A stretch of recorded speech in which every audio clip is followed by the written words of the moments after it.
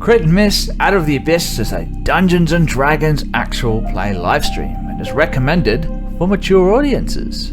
It may contain coarse language, adult humor, descriptions of graphic violence, horror themes, supernatural themes, Aussie slang, and more fun stuff. And we are live. Ladies and gentlemen, welcome back to episode 12 of Out of the Abyss.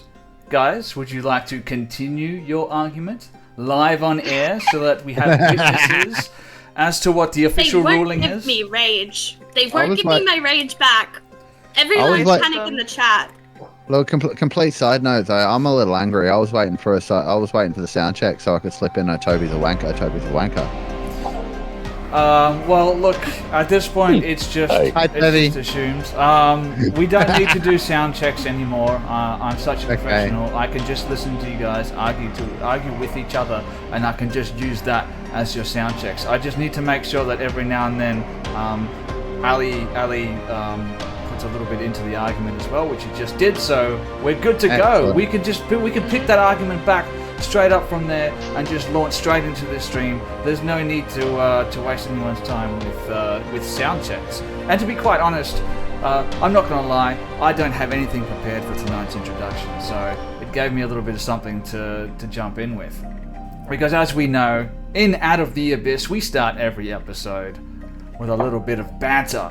It's what we're known for across the world. All the way from Azerbaijan to Taiwan. They talk about Out of the Abyss's banter up top. Isn't that right, Froth? You're giving me the eye. Yeah, of course. I've heard that, I think, somewhere. Last time you were holidaying in Taiwan, you were, you just heard Went to Malaysia once, pretty sure I heard it there. Yep, absolutely. Yeah. And what would that sound like in Malaysian?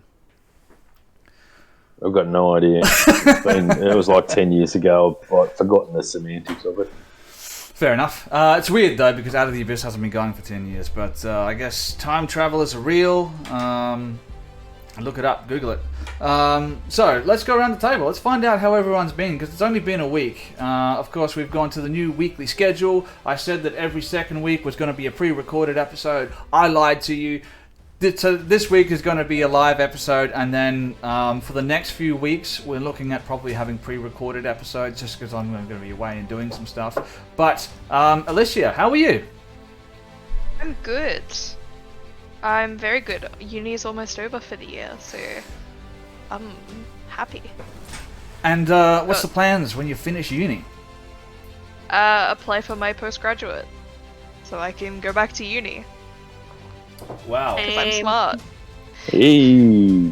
Finish uni and then plan to do more uni. That's more uni. More uni. Yep. That sounds fun. You're not going to start a D&D actual play live stream channel and not tell me that you're starting? No. No? Sorry. Personal job. Cool. So more uni on the horizon for everyone's. But uni about D&D. Uni about D&D. So it's good. The University of Dungeons and Dragons. That would be great. That would be great. Do they call that Univer D&D? Ooh. That, You know what? You heard it here first on Crit and Miss. Give us 5 or 10 years to develop this, but you can't steal it because it was right. Trademarked. Right there. Trademarked. I mean, I don't think it's trademarked, but you could definitely claim it as intellectual property. Maybe? Intellectual property. Property. I mean, it's live. It's live. Yeah, and because it exists in an actual medium format, that is enough. That's our proof. So not for me. Yep. Yeah, we're lawyers here. It's also enough for copyright law. So, yay. All right, you heard it here, ladies and gentlemen, Bob from the disembodied head in the bottom of the screen. He's back. I'm back now. He's back. Still haven't decided which one I prefer, but I gotta say, you've touched up the beard a little bit, man. You look at you, looking fancy. A little bit of a trim. A little bit of a trim. Yep. Looking good, Mark. Yeah, I got super lazy for a while and I got real bushy, and then when it gets to that point, because I need the side bits to kind of be the right length for it to look any good, I have to take it all off because it's really hard to shave it kind of even like that. Yes. Beard care tips from Mark Hillman, everybody. Beard care Don't tips. listen to me. Another reason to subscribe. Did you have a hot date or something? No, just you guys. Just standards. Aww. Standards. I used to have those. We haven't seen each other. What are they? in a while. Don't know what you're talking about. Well, look, the only thing that used to make me actually shave was like, a hot date or a gig, and I haven't had a lot of gigs lately, so at least none where I'm like up front. So, And no hot date. No, I don't need hot dates. Just lukewarm ones will suffice for the time being. And speaking of lukewarm, Froth, how are you, man? Yeah, awesome, man. I had some Chinese the other night, and I had a hot date afterwards. Oh yeah. Yeah. You could also call. Oh, that a you gig. meant something else. I'm Oh, sure you okay. made music while you were there as well. Yeah, there was plenty of tunes, job. not the kind anyone wants to know about. So we'll leave it at that. Speaking of university D&D, hey, what? Calm down. We're working on a couple of things in the background as well, but you know about them, so that's okay. Hoping something comes fruitful and some nice content that you might be able to slay around here and there, but we'll see how we go. Do you want to drop a little teaser right now? Do you want to let the millions and millions of people at home know what's going on? Or There's two things going on. There's another DM I know that's absolutely awesome, and he's doing a kind of like a homebrew campaign, and I'm kind of doing a homebrew campaign. Maybe we might be recording them in the background. We'll see how we go. ooh, so more Dungeons and Dragons content. Oh yeah. Christmas. You could I might have had a little bit of insight into both of these campaigns, and they are really fun. And they have some great players. I wish I could hold a candle to my fellow DMs, but you guys are amazing. So Well, I'll we're do really my far best away. to You keep have to have a that. really long arm to be able to hold a candle to me. So. Well, this is why we're recording them, because Froth is actually a much better DM than he gives himself credit for. Well, I guess he's going to have to hit that subscribe button and find out when it comes time for those episodes to start dropping. Because, yes, there are more shows coming to Crit and Miss. I keep wanting to say there's more shows coming to Out of the Abyss, but that's not true because there's only one Out of the Abyss. There's more shows coming to Crit and Miss. Oh yeah. And I don't have a segue, which is really depressing. But Grace, how you doing? Really fine, I suppose. Fine? Fine? Suppose. I mean, I'm a little angry that I didn't get my rage back, but like, is that enough to enrage Flash to get a rage back? That No. I'm angry that I didn't get. No? No? You I wasted really them needed- on me, that's what you get. I really need a You subscription deserved so I can drop the hear me out emoji right now. You deserved it. You stole my necklace. It's all your fault. Just hear me out, right? Well, Yeah. I mean... Yeah, Sven, just hear me out. Can I have a rage back because I'm pissed because I didn't get my rage back? No. Please? Tell you what, I'll think about it for 2.5 hours, and then I'll get back to you. That's why, but the combat isn't gonna take that long. Isn't it? How do you know? No? It might not take that long for Thrash. Be Yeah, not because I'm gonna die presumptuous. because I don't get my rage back because I don't wear armor. It's like my whole thing. Exactly. You know you still get unarmored defense while you're not raging, right? Yeah, but I don't have resistance. Aww. Makes a big difference. Feeling Does. vulnerable? That there, rhymes. Thrash the Troublesome? Feeling vulnerable? Especially with that If it... level of exhaustion that you're still carrying around? Oh, that's right. I'm at first level exhaustion. I have -1 to all my penalties. Thrash is always vulnerable, for the record. So she's feeling extra vulnerable because no one likes her except me. I love Thrash. She's my best I friend. don't know. She's growing on me. Go Look, Thrash. honestly, as from the player perspective, Thrash is actually one of my favorite characters I've ever played with. She's a vibe. I love her. Yeah, She reminds me of my little sister. 'Cause I my just little like sister's stirring you scary. up. It's She fun. is very easy to pick on. Picking on her Yeah. is very easy. Yeah. Are you talking about yourself in the third person now? No, I'm talking about Thash. She's a whole separate person. Yeah. Thash, come say hi to the people. Come say hi to the people. Oh, please. Do you get ask Taylor Swift if she'll do a cameo as well? Yeah, where's no. that Tay cameo? No. Never. It's never coming. It's never happening. No. I'm much more famous than she is now anyway, so it would really just bring the trend down a notch if we had Taylor Debatable. Swift. Debatable. Everybody knows that I have the real singer's voice. Okay, go on. Sure. No, if you're The good at musician. something, don't do it Clap. unless you're getting paid to do it. Speaking of getting paid to do things, let's do something that I paid to do, which is play D&D and stream it live for other people's entertainment. Who remembers where we left off? Who wants to do a little bit of recap of the previous episode? Who wants to put their hand up and do that? Because I'm a lazy DM and I like to get you people involved. Every time we get asked to do a recap, it ends up being super simple and brief. So I'm going to throw to Grace. She's got her hand up. Super simple and brief, just like me. I mean, I feel like I do take notes. So, I will read my very short 2 paragraphs worth of notes. So, obviously, the party got caught by some fish people. It wasn't a vibe. We didn't like that. And then we were caught by more fish people, which also was not a vibe, and we also really didn't like that. And then they were like, hey, we've got to, like, kill this person. These notes are from Thrash's perspective, by the way.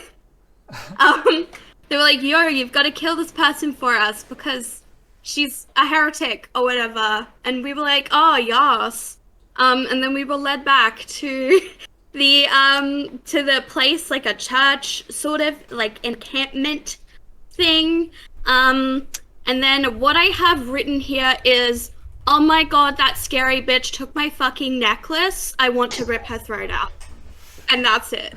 I always ask other people to do the recaps, and I always regret it afterwards. Yeah. Totally got to check last episode, like, to get that. So previously, make sure you watch it. On Out of the Abyss, having previously defeated Susgarin, the Hydra in the Rotfens, both Patch and Thrash the Troublesome, along with their deep gnome companion Jimjar, made their way further into the Underdark. Passing through more dark caverns, they were ambushed by some strange fish people who they quickly realized weren't actually trying to kill them, but were trying to capture them. For what purposes, they did not know. But someone had the idea to surrender peacefully.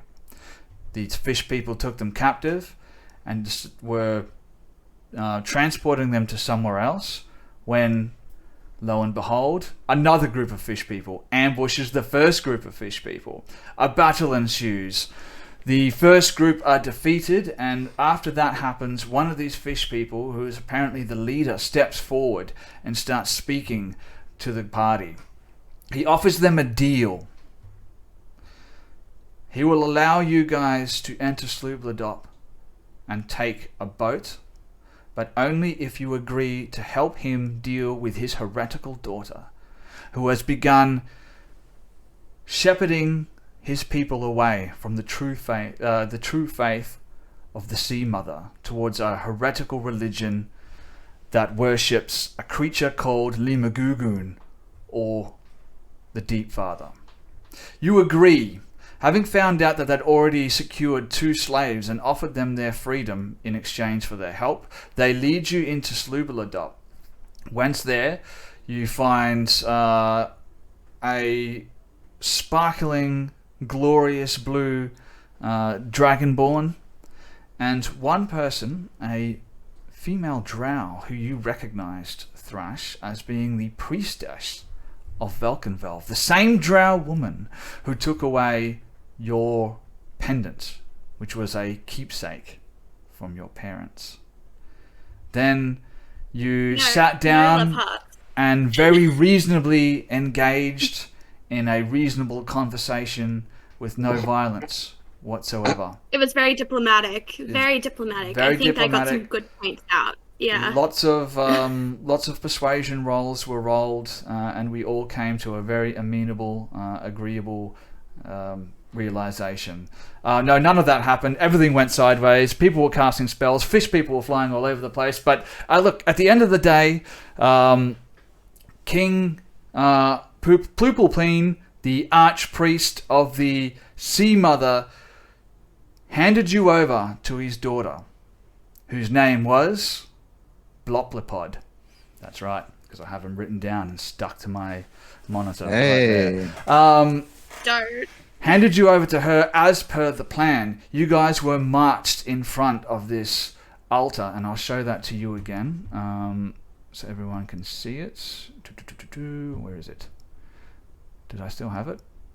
I don't think I still have it. I think I got rid of it. So never mind that. I got rid of it. But they marched you in front of this altar, making you kneel in front of it. And as you're kneeling there, you can hear the sound of the water sloshing somewhere beneath you. You look down, you can see there's an iron grate, and it's sort of stained. And the stone around it has these dark stains as well. And as you're kneeling there, you can hear the water sloshing around. And all of these Kuatoa, as you've come to know them, start gathering as this ritual begins. Now, most of them gather around at a distance, and they start circling around, and they start chanting, Limo Gogon, Limo Gogon, and they're all waving these spears and nets and stuff in the air as they're circling around you. Some of them are going so far that they're actually wading into the shallows of the dark lake behind you. And as that's happening, Bloplipod, the archpriestess of the Deep Father, raises her hands up above her head in supplication to this altar that's in front of you. Basically looks like a large manta ray that's been strung out with two octopi lashed together on top of it with their tentacles sort of hanging down, and it reeks. It smells so bad. Just imagine like fish that have been left out in the open for like days, just piles and piles of fish. It's just this pungent odor stinging your nostrils as you're down there, and the chanting is sort of reaching a fever pitch as she raises her hands in the air, and she's like, Deep Father, Limo Gogon, accept these sacrifices. And as she's doing that, Pluplipine steps up behind her while she's sort of distracted in her chanting, raises his scepter and cracks her across the back of the head. From the position that you're at, you can hear like a sick crack, and you can see blood start to gush from a crack in the back of her head as she falls down to her knees, clutching the wound. You can see all of the Kuatoa that are gathered around you, all just standing there in stunned silence, when all of a sudden you see like a multi-pronged spear burst through one of their chests, and all of the Kuatoa just break out into this chaotic skirmish around you. Ladies and gentlemen, for the first time in this episode, yes, Mark, you have something to add? As all of that was going on, I reached over, subtly touched Thrush on the shoulder, and used my Vigilant Blessing on her so she has advantage on her next initiative roll. No, you did not. Then I did it in the heart before we left, because it's a thing I can do whenever the fuck I want. Alright, I'll allow it, but that and only that. That's all. That's all now, I wanted if you to do. guys remember, you had your hands bound. Yay. Your hands were bound in such a way as that it would only take an action to unbind your hands, and you're free to move. You still have your armor, but your equipment was stripped from you before this ritual began. Now, as this melee starts to break out and all these Kuatoa start just absolutely massacring each other, you can see Pluplupine's second in command, maybe his son, you're not entirely sure. You saw him having a conversation with him earlier, but you do know his name is Glugagog. He grabs these bags and throws them in front of the altar before he too joins the fray. And as one of the bags hits the ground, you can hear it loud. It lands with a loud clank. And that's where we're going to pick it up. Roll for initiative. I'm going to get the combat tracker up and ready, and then I'll allow you to do a little bit of role play because I can hear my son crying in the background, and I'm alone at home tonight. So, okay. Are we rolling initiative now that it's a thing? Now that it's a thing, roll for initiative. All right. I needed that advantage. Thanks, Mark. Oh, Marcus. Just a note too. Having a look, I believe there's a player Nat 20 up for grabs, and there's some guidance, and what's the other one? There's two other things, but I can't read what they are. Potions and blast as well. Okay. Well, nice. I got a 15. I think there's a nat 20, there's advantage, there's 3 blasts, and 2 health potions. Okay, excellent. Off the top of my head. Use the health potions as you guys need, because I am out of spell slots. So, Froth, unless you have some healing up your sleeve, or Ali, like I've got a little bit. Yeah, so all I've got, because we had a short rest, I've got my channel divinity back, so I can do my temp HP aura. That's it. Okay, well, I've got no rage left, so this could go very badly. My armor class is only 15, so... Do you have do you have a one-handed weapon? Actually, you know what? Thrash has been built for range attacks. Or she's you an assassin. You could grab a one-handed weapon and grab my shield out of my pack, and I'll keep my distance. And that'll up your AC by 2. Shield for wimps, please. Okay. Are any of you like a broken chain link or a torn cloak or a leaking wineskin perchance? Then I might possibly have some healing. Oh no, that's mending. No, I have you can. Ali, as an artificer, do you have a homunculus servant or a steel defender? I have a steel defender. Hopefully, if it's alive, I don't know if it's been dismantled. Yep, excellent. We'll find out. If it is still alive, then Froth, your mending can be used to heal her steel defender. Good to know. Yeah, I have mending as well. Yeah, so... To heal my little baby. Yeah. Give me 1 second. I think I have it too, to be honest. My browser here, because it's not loading the things that I need What's to its name? load. What? Does it have a name? Yes. Does it have a name? What's its name? Its name is Gadget. Cool. Sweet. I love it.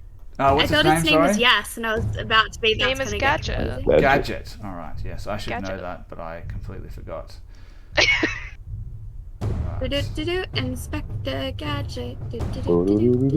So, as you might or may not be able to see on the map there, you can see some of the Kuo-toa are they have red borders, some of them have blue borders. Now, I've just done that for your sake to make it a little bit easier for you to be able to differentiate between who is hostile and who is not hostile. Yeah. Also keep in mind that while this is going on, these are just the Kuo-toa that are actually engaged in combat. There are many, many more, maybe up to 50 Kuo-toa who are still engaged in this chanting of Lima Gugun as this combat begins. Now, I have one question regarding the Kuo-toa and the border colors. You said blue and red, but I see 2. One of them has a pink border, and one of them has an orange border, and he's got a special looking picture. Are they anyone in particular? Well, I'll deal with the one that has the pink border right now because I accidentally deleted someone, so I had to put someone new on. So he's meant to be blue, yep. And I'm guessing the orange bordered one that looks different is a special one. Alright, where is that one? Can you ping that one? I can. That one. I have the opposite. I have a black screen with 2 fish on it. One of them's blue and the other's orange. Oh, fixed it. It fixed it. Okay, that's good. Did you see that? Do not see. Give me a cardinal. Right, here's 2 squares north and then 1 square to the right of Patch. or two squares north of Jim Jar. Yes, so you can see that one right there, standing right behind Bloppapod, the one who engaged sort of this ritual of sacrifice. You can see that one is sort of maybe like a bodyguard or something like that, because it's hanging around the archpriestess, like staying right beside her. But now that that has begun, I think I've got everyone on the combat tracker. Which one's the archpriestess? So the one right behind you, Patch, is the archpriestess. Okay. That one right there. And the one next to her is Pluplupine, the archpriest of the Sea Mother. Now, they are all surprised by this happening. So we're going to go to the first round of combat. They're surprised. They didn't know this was happening, and those Kuatoa who are already fighting are engaged with each other, so they're not really too worried about what's happening. You have a chance to react. What do you want to do, Patch? My first question is, because I know exactly what I want to do, but it's going to depend. If they're distracted, blah blah blah, fighting each other, this is a surprise round. If I move away from the archpriestess, will I provoke an AOE? No. AOP? No? Nope. Excellent. In that case, I'm going to use my action. She's still clutching the wound on the back of her head, and you can see blood, just gallons of blood seeping through her fingers and just splashing down on the ground. You can hear it going down into that grate and into the water below. Alright, actually, before I use my action to do that, I need to see if that's an action or a bonus action. Where is it?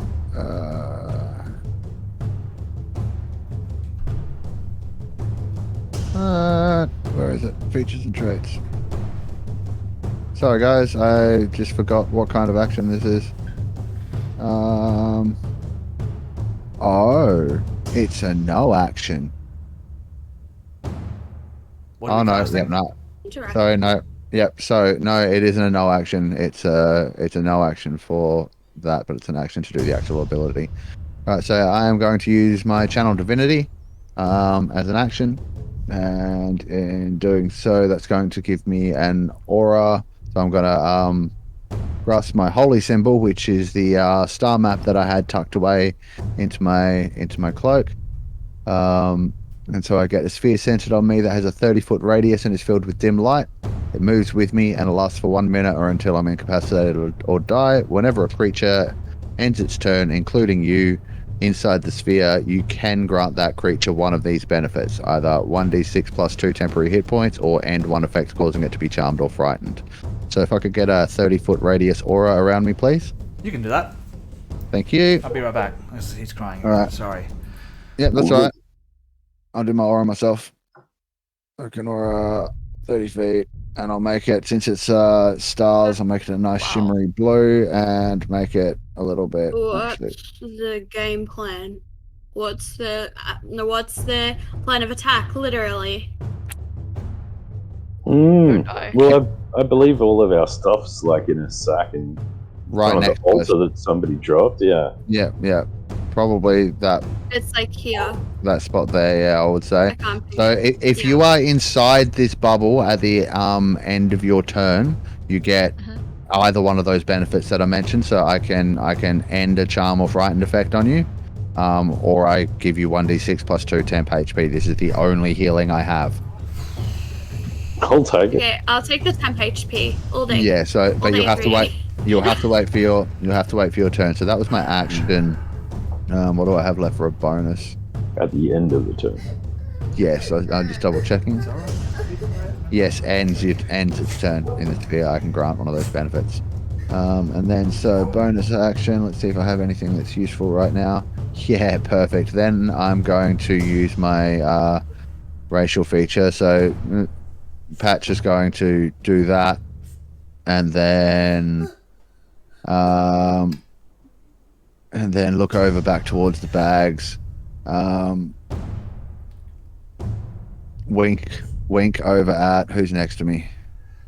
Wink over at Dranbalas and Patch, Side to side, wink, wink. Watch this guy. Watch this, guys. And then he's just going to vanish and turn invisible. Hidden step. Impressive. And then 5, 10, 15. We'll go there. And that will be the end of my turn, at which point I will gain 1d6 plus 2 temporary hit points. So let me roll a dice. 4 plus 2, so I get 6 temp HP. Yay. And that's me. Alrighty then. Then we go to the next person. They are still surprised by Thrash, the troublesome. The time has come to cause some trouble. Sorry, Excuse me. I can't talk. Yeah. Well, I'm ready to beat some people up. I've been looking forward to it all day. So obviously, actually, you know what? I had a plan that I was hoping I could discuss. I believe this would be the okay, hear me out moment. Okay, chuck those in the chat there, guys. So, this is a stretch even for me. So I'm gonna. I was hoping. Has anyone seen Charlie's Angels where Drew Barrymore wraps her arms around the guy's neck and flips him with her hands tied in front of her? Can I do that? Because I have the grappler feet, please. All right. So I just wanna pile drive someone and land on top of them. I'll take full damage. I'm happy to take full damage. Who are we trying to want to use? Describe to me who we're trying to flip here. The priestess. The priestess? I literally want to run up behind her because she's stunned, I guess, in a manner of speaking. I want to run up behind her, put my tight arms around her neck, use Thrash's 7-foot body weight to flip her and crush her under Thrash. She's 7 foot tall. She's a beefy girl. Like she's muscly. Tell you what, hear me out. Here's what I'm thinking. Do you get 2 attacks around? I only get 1 for now. Are you not? Oh, because we're only level 4. Never mind, ignore me. Yeah. Go on, Sven.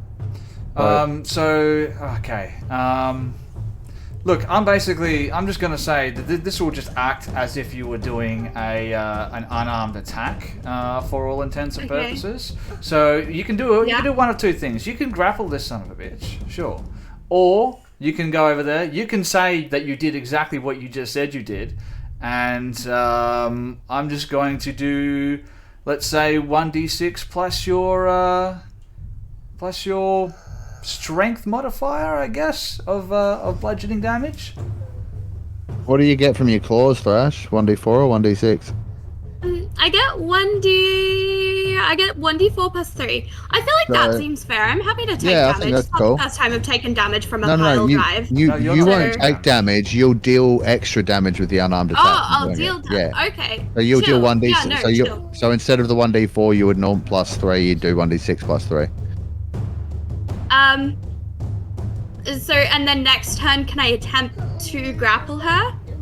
Since she's grappled, I guess. Sorry, say again?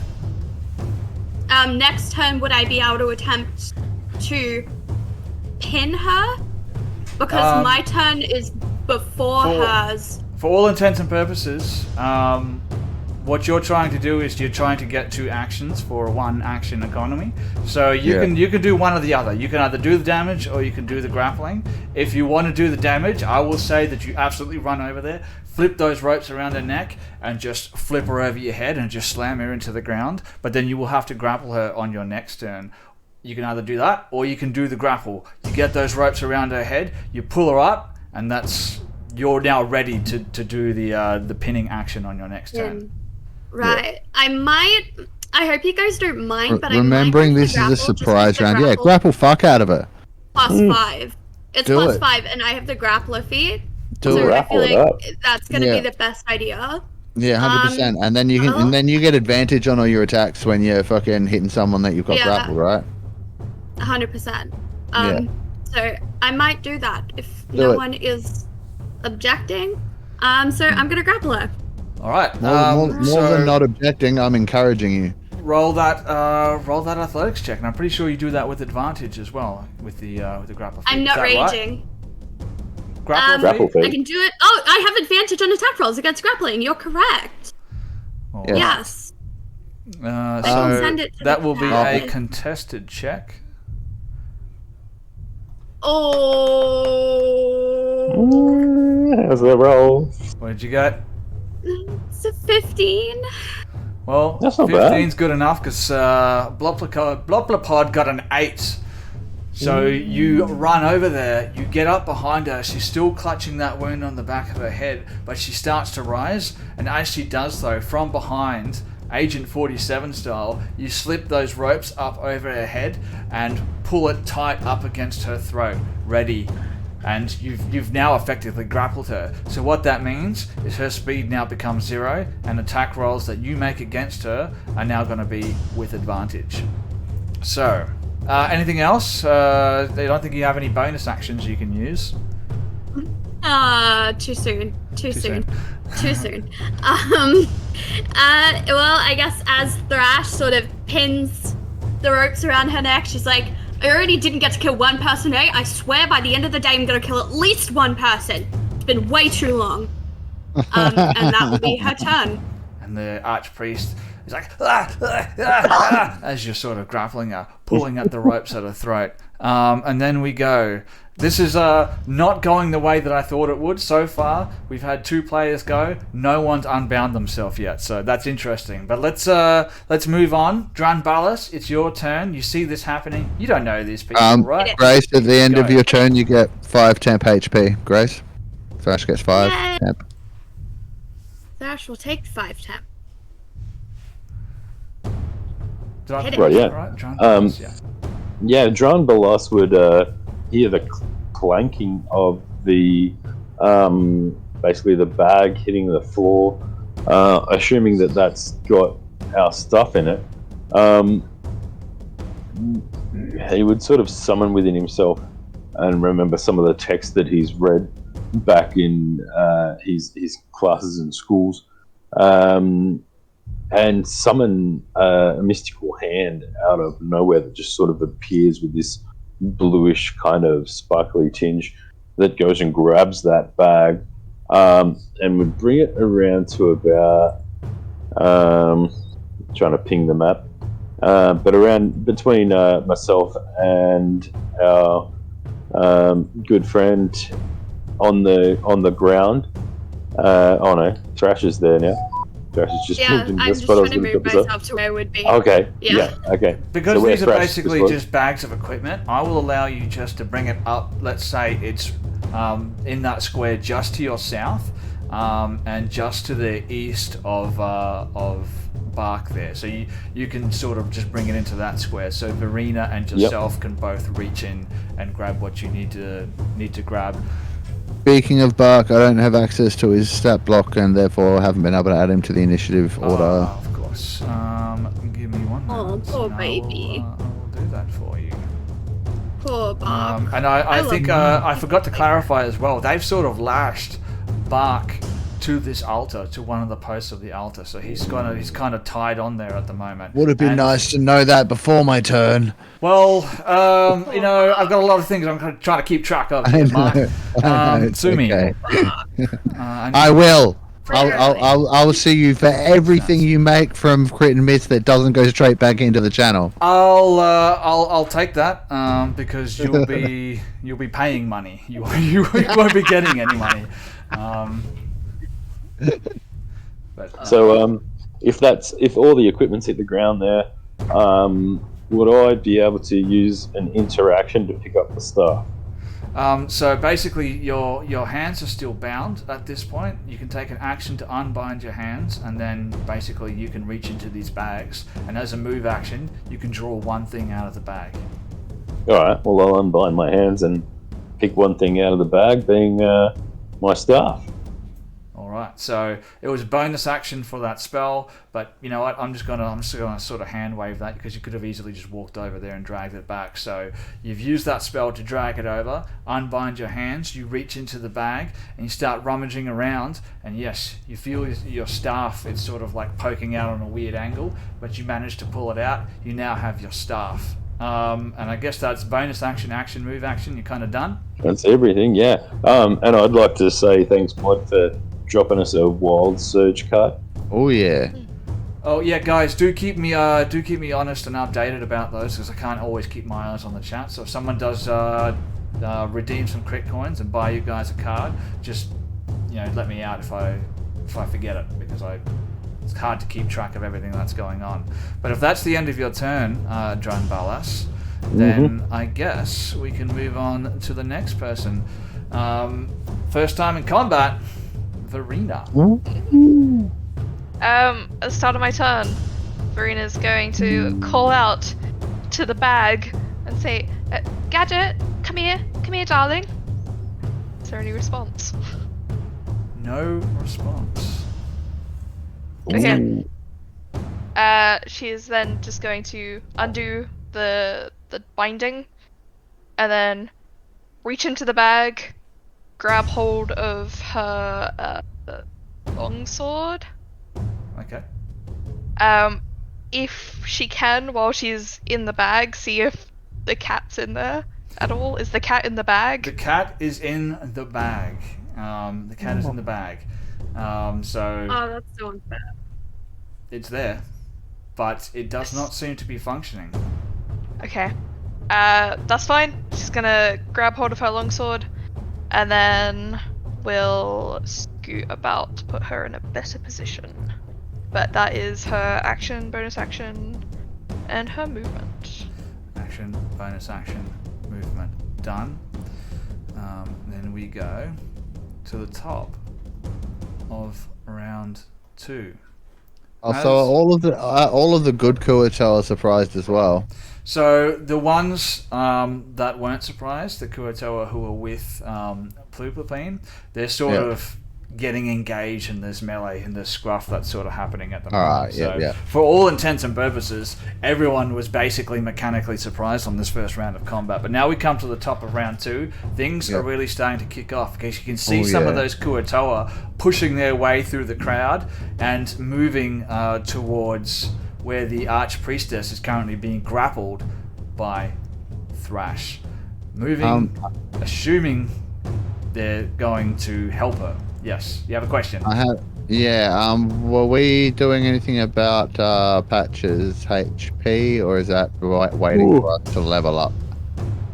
I did take some temp HP there too, didn't I? Oh yeah. What do you mean about Patch's HP, sorry? We were talking about, not Patch, sorry, Bark. We were talking about leveling him up. Not yet. Not yet? Alright, so he stays at 5 HP. He'll stay at 5 for now. I guess could you also add him turn. to the...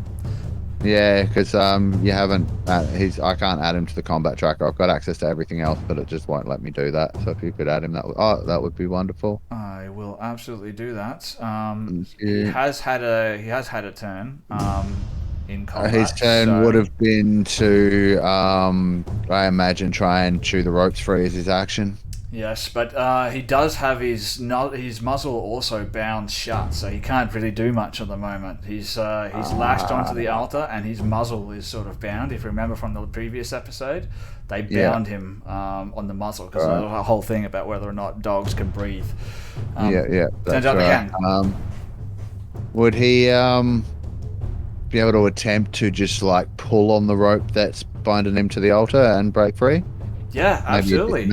Yeah. So roll just the athletics check. He doesn't have athletics, so it'll just be straight strength. Yep. 13. He's not an Olympic athlete, so to speak. With the 13, you can see he's been bound to what appears to be almost like a tent pole that's sort of holding up the altar, and you can hear it. It's starting to slide to one side as he's with all of his might and body weight yanking back on the rope that's holding him there. Yeah, cool. All right, top of round 2.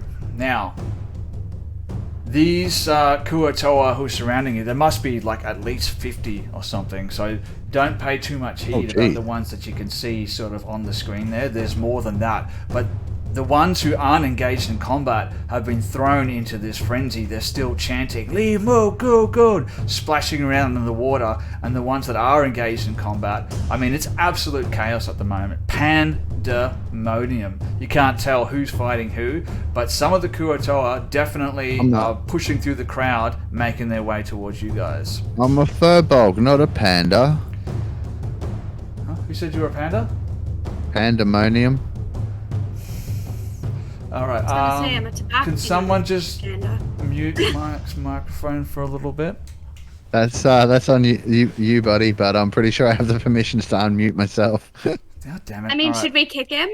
Are we kicking people? Is that the direction? Who wants to join Out of the Abyss? There's a spot just opening up, ladies and gentlemen. If you're in the chat, send me a message. No, not really. All right. Top of round 2. It is one of my Kuo-toa's turn. Where are you, little buddy? I've got notes all over the place. He's the one that's right next to me. Screw you guys, I'll mute myself. It's the one down the south. Now, Patch disappeared, so he can't see Patch anymore, but he does see one of his Kuo-toa brethren, followers of the Deekfather, engaged in combat with Glugglagog. So he's going to step up, and with a +2 for flanking, he's going to make an attack. I've already got the stat block open. So he steps up behind him, and what's he going to do? I guess he's going to make an attack with his spear. He sort of has one of these multi-pronged spears, and each one of the like prongs on the spear has like little serrated edges. You know, the ones that they use for fishing. He stabs at him from behind with that. 14 for the first one, and for the second one. Come on. Oh, there we go. Natural 20. So he's going to do some crit damage with that one. Oh wait, why did I roll with advantage? That's the old flanking rules. He just gets a +2. So he rolled a 16 to hit, which is going to be a hit. So...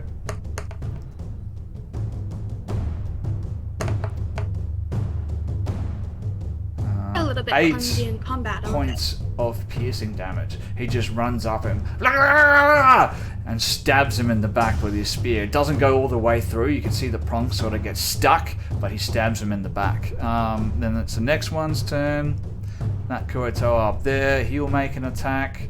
Let's just go through this as quickly as possible. 8 miss. Next one. That one. He'll take a step towards the north and make an attack. Also with a spear, an 11 is going to be a miss. So Patch, you are up. You see this combat raging around you. It's your turn. You're invisible. You can just leave, right? No, I'm no longer invisible. Oh, okay. Well, shit. Yeah, it only lasts until the start of my next turn. Also, turns we pass through, so we need to give some temp HP to Froth. 6 for you. Thanks, mate. And then Ali, you get 7. And Thank you. Bark gets 4. And then, okay, so... do you reckon, since Bark has already started to loosen up the thing that he's tied to, would it be theoretically possible for me to just like kick it for my bonus action and free him the rest of the way? Will you be able to do that? Just because he's already used his action to try and he's managed to loosen it, I'm wondering if I can not have to use my whole action to free him. No, it's going to take another action. Bugger. It'll take an action from him, or it'll take an action from you, but you can definitely assist him if you wish to do that. No, I'm going to let him take the action because I have something else I need to do with mine. I'm just thinking if there's another appropriate bonus action I can take. I'm just thinking because you would have to like fully like throw your body at the support to sort of knock it out. Okay, I just wanted to try and kick it, but If that's not going to do it, then that's fine. I will instead... just need to make sure I'm picking the right one. I will instead use my action to transform into... Optimus Prime. Autobots, roll out. I mean, like, yeah, but no. All of a sudden, you'll see Patch start to sort of like twitch a little bit and then close his eyes, take a deep breath, and then as he exhales, his form sort of begins to shrink down and then shift and take on another form, sort of hairy and smallish. No, still a medium creature. Oh. No, he's turning into a cave badger. Oh, right. Okay, a cave badger. Fair enough. Yes. And that will be his action. That's about all he can do in that regard. So can I get a cave badger token, please? Cave badger token. Let's have a look here. Let's see if I can actually find a cave badger. Do you need the stats for it? I have the stats here. I just need a token. I can roll manually. No, I have one right here. Cave badger. Bippity boppity Yay. boo. And I'll open the stat block for you as well. Obviously, your stat block will be slightly different than that one, but let's just... Oh, thank you for the subscription, Valiant. Nice of you to join us, man. Buddy. Awesome. All right, so your bones start to like twist and malform. Your skin starts to sprout these bristly hairs as I imagine a cave badger is smaller than a person, so you like crouch down on all fours. And Patch is not a small person. It's sorry, Valiant, I'm actually here. Hello. Patch is like 7 feet tall. He's bigger than Thrash. He's bigger than Valiant. Yeah, that too. And so yes, he would crouch down like quite low as he started to shift into the badger, and the badger is still considered a medium creature, but it is significantly smaller than he was before that. And then so he would be coming from my square, going to 5, 10, 15, move to here, and just sort of hang around protectively near Bark. I don't have anything else I can do as a bonus at this point. So that will be me. So it's just flavor. I'm sort of hanging around, guarding and protecting Bark at this point. Hang on. What did you say the ground was made of here? It's basically like it's stone, but the stone is covered with like this weird like carpet of kelp, if that makes sense. But like a weird kelp that's sort of like growing on the land as opposed to in the water. So I probably couldn't burrow then. You know what? Let's make a roll. Roll a d20, and I'm gonna say if it's a 9 or above, he can burrow. I rolled a 10. Well, there you go. So you can burrow. You can't go far, but you can burrow. How far down can I burrow? 5 feet. Alright, so I'm going to burrow down 5 feet in that position. Okay, so describe, what does that look like? It just starts clawing its way to the ground, like, and throwing up bits of kelp and, loose rock and stone and stuff like that. And then he burrows himself down into the ground a little bit, just so he's a little bit hidden and out of sight-ish. Right. I dig it. So he's underground, keep me honest. Yep. And Patch is no longer there. So let's just hide. Yes, I can do negative elevation on the token. It's just not showing up. Now, what does that do? So you've changed your shape into this badger. What does that do with your your starry form? So my starry form is a version of wild shape, which I can use as a bonus action instead of an action if I want to. But it's a separate thing. So I'm not in starry form. I am just a cave badger. So that's no longer active. it wasn't active in the first place. Oh, my aura stays. The yeah, aura. no, my aura stays because that's not a spell; it's an ability that does not require concentration. Even though I can also concentrate on spells while I'm like that. So yeah, I still have that aura on. Well, hopefully you can concentrate on making a new character. After I kill this one. Yeah. End of your sure. turn. Well, yeah. Can we get an aura on that token? Because I can't do it. I can move it, but I don't have access to the rollable stat block or I'm giving you access to the stat block. What's the aura exactly? Now I can do the aura. It's Okay, fine once well, you give me access. Yeah. There you go. And Yay. it's this slightly beefier looking Kuatoa pushes his way through these other Kuatoa who've just been whipped up into this frenzy and still like chanting and splashing around in the water. You can see a pair of like hands, these webbed fingers, push two of them apart and step in, snarling like long ivory teeth, like dripping water as it steps up into the fray. It is this creature's turn, and he is going to... Oh, I completely forgot to add Jimjar to the combat tracker. He was surprised on the first round as well. Am I meant to be able to see the AC and the hit points on that bad guy whose turn it is? No, you're not supposed to be able to see that, so I don't know why well, I you can. Oh, well, there you go. Turn that off. Yep. Cool. That was a mistake on my part. So Jimjar will act in this turn as well. But for now, it's this creature's turn. Who is attacking? Thrash is attacking her. So it's going to move over to there and basically make an attack against Thrash. Now, I'm fairly certain there's no negatives because you're grappling. So it's just going to be a standard attack against you, I think. So as it like pushes its way through, you can see it's wielding this staff, and the staff has like two prongs on the end of it that sort of curve out, and on the inside of those prongs there's like these spikes, and it just comes running at you while you're grappling with the archpriestess. Just this thing leveled at your neck as it comes running at you with a frothing further.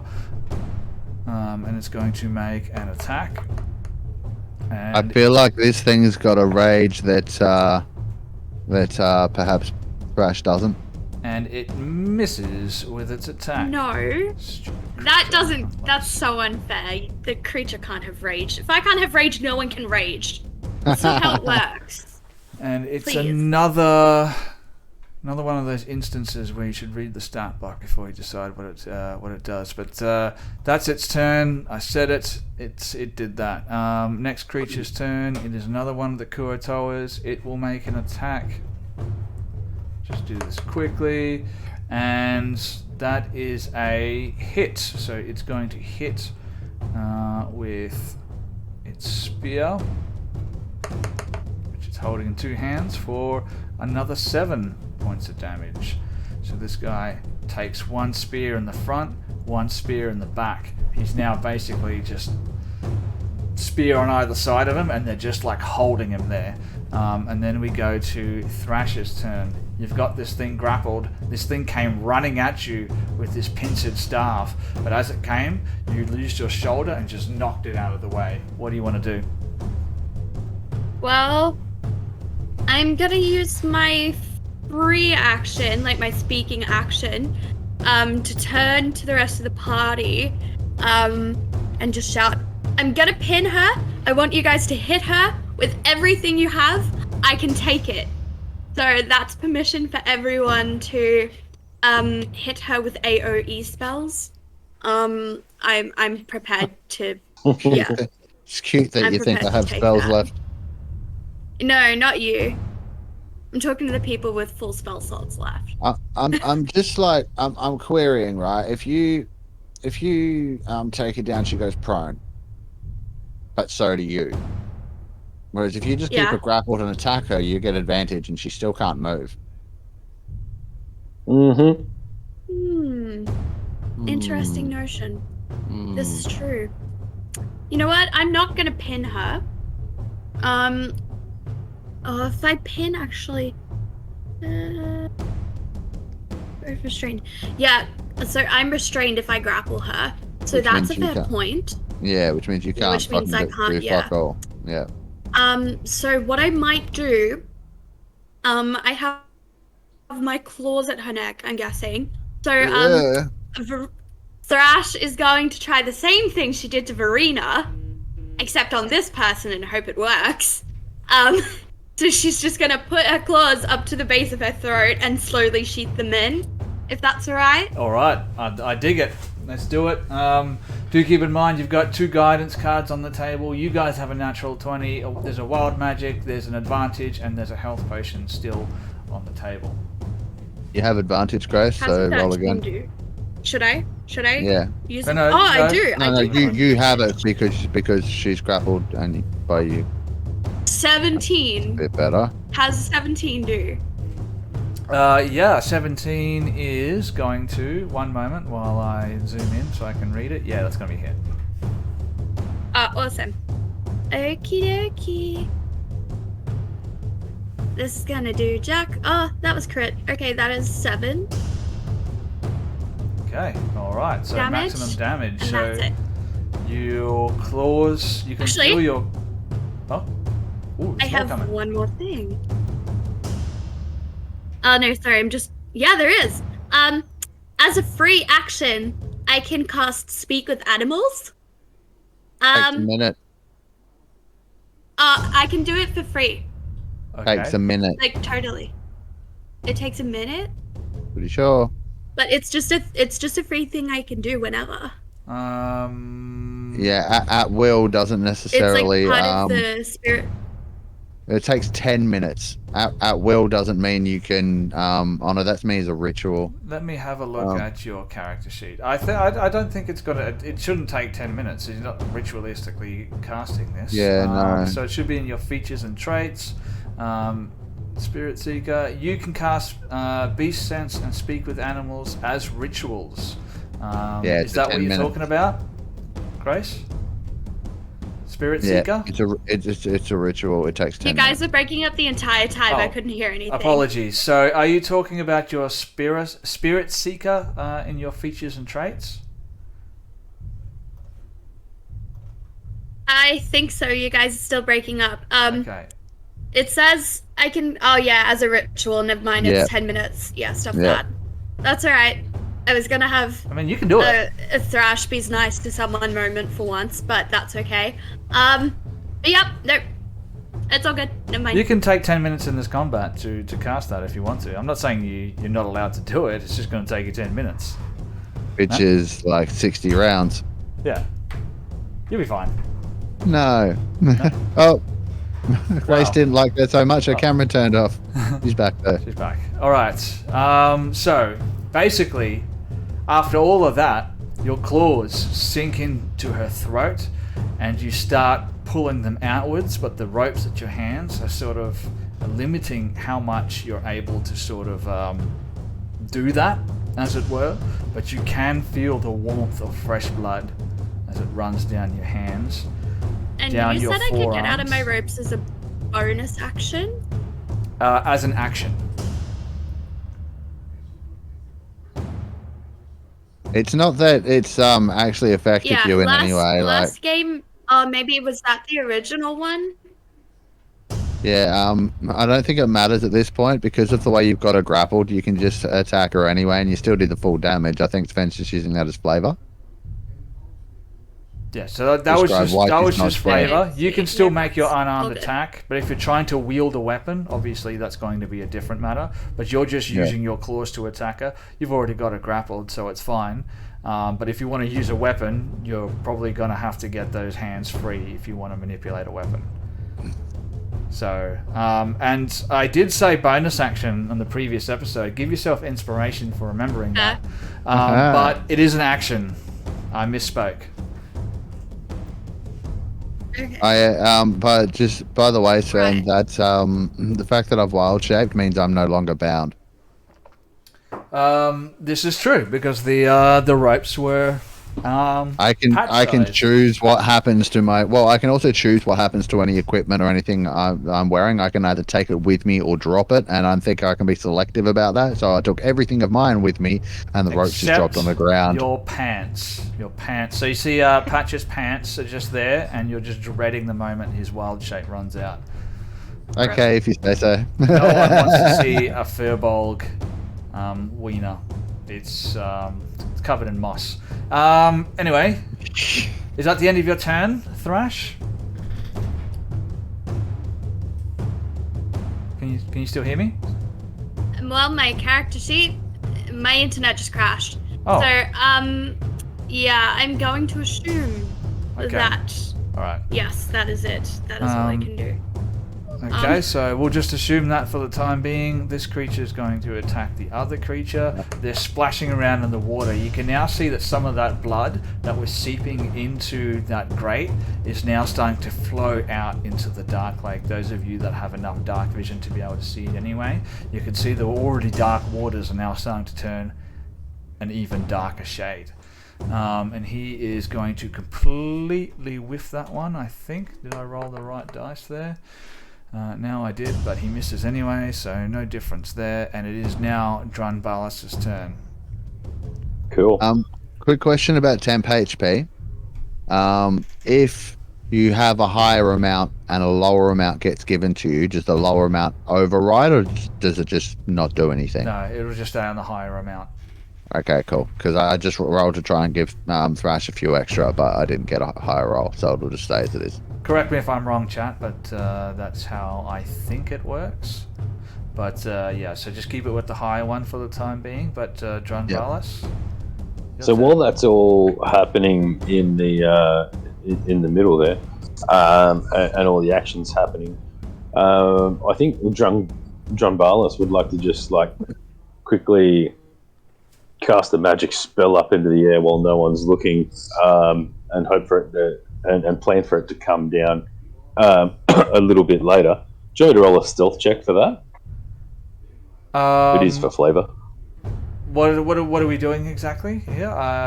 What's the stealth check for? You're casting a spell, right? I'm gonna cast a spell, but I want to kind of throw it up in the air and get it to come back down. But I don't want anyone to see it. All right. So there are actually sorcerer meta magic feats that allow for the ability to cast spells stealthily. So I think that might be a thing that you should Yeah, I will say sure. That's not going to be something that you can sort of hide, especially not with a whole crowd of 50 or more Kuatoa sort of gathered around you. Especially not if it's something that makes light. No, that's cool. I've planned for it both ways. So that's okay. So Drunbalas would say, "Who's who's the guy that engaged us to slay his heretic daughter? Was it Ugbulu or Gugbulu? Sorry, Pluplapine. Pluplapine. Okay, and the god is that he worships is the Deep Father.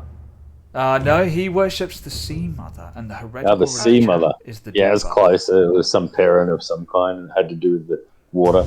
Okay, so Drunbalas would sort of raise his arms up and he would say, "Kuatoa, listen to me. The Sea Mother is speaking through me and she is upset about this heretic one. And she speaks through me now." And he would cast a spell, just trying to pretend like it's all someone else and not him. Leveled spell or cantrip? Alright. Leveled spell. I have my staff back. Wild magic surge? Well, let's hear about this spell first. Cool. Witch bolt is so cool. Witch bolt is coming out with should have a +6, so 17 to hit. 17. And hits. we're going for the heretic daughter, yeah, because she's a fellow spellcaster, I'm assuming at this point. And that's a ranged spell attack, right? So you are within 5 feet of her. Move back, taking out. No, there's. Yeah, you are. Oh, which one's the heretic daughter? I thought it was the green one. No, that one. No, the green one is the. Okay. Right. Okay. No worries. In that case, then he would have stood back here and said that and did all the same things, and here we go. Deep father. Isn't it? Sea Mother mother? hates it. Now I'm confused. The sea mother is the one that the one we're working for worships. The deep father is the heretical daughter's. All right, we're going for sea mother. Yeah. So I'm saying this is coming from the sea mother.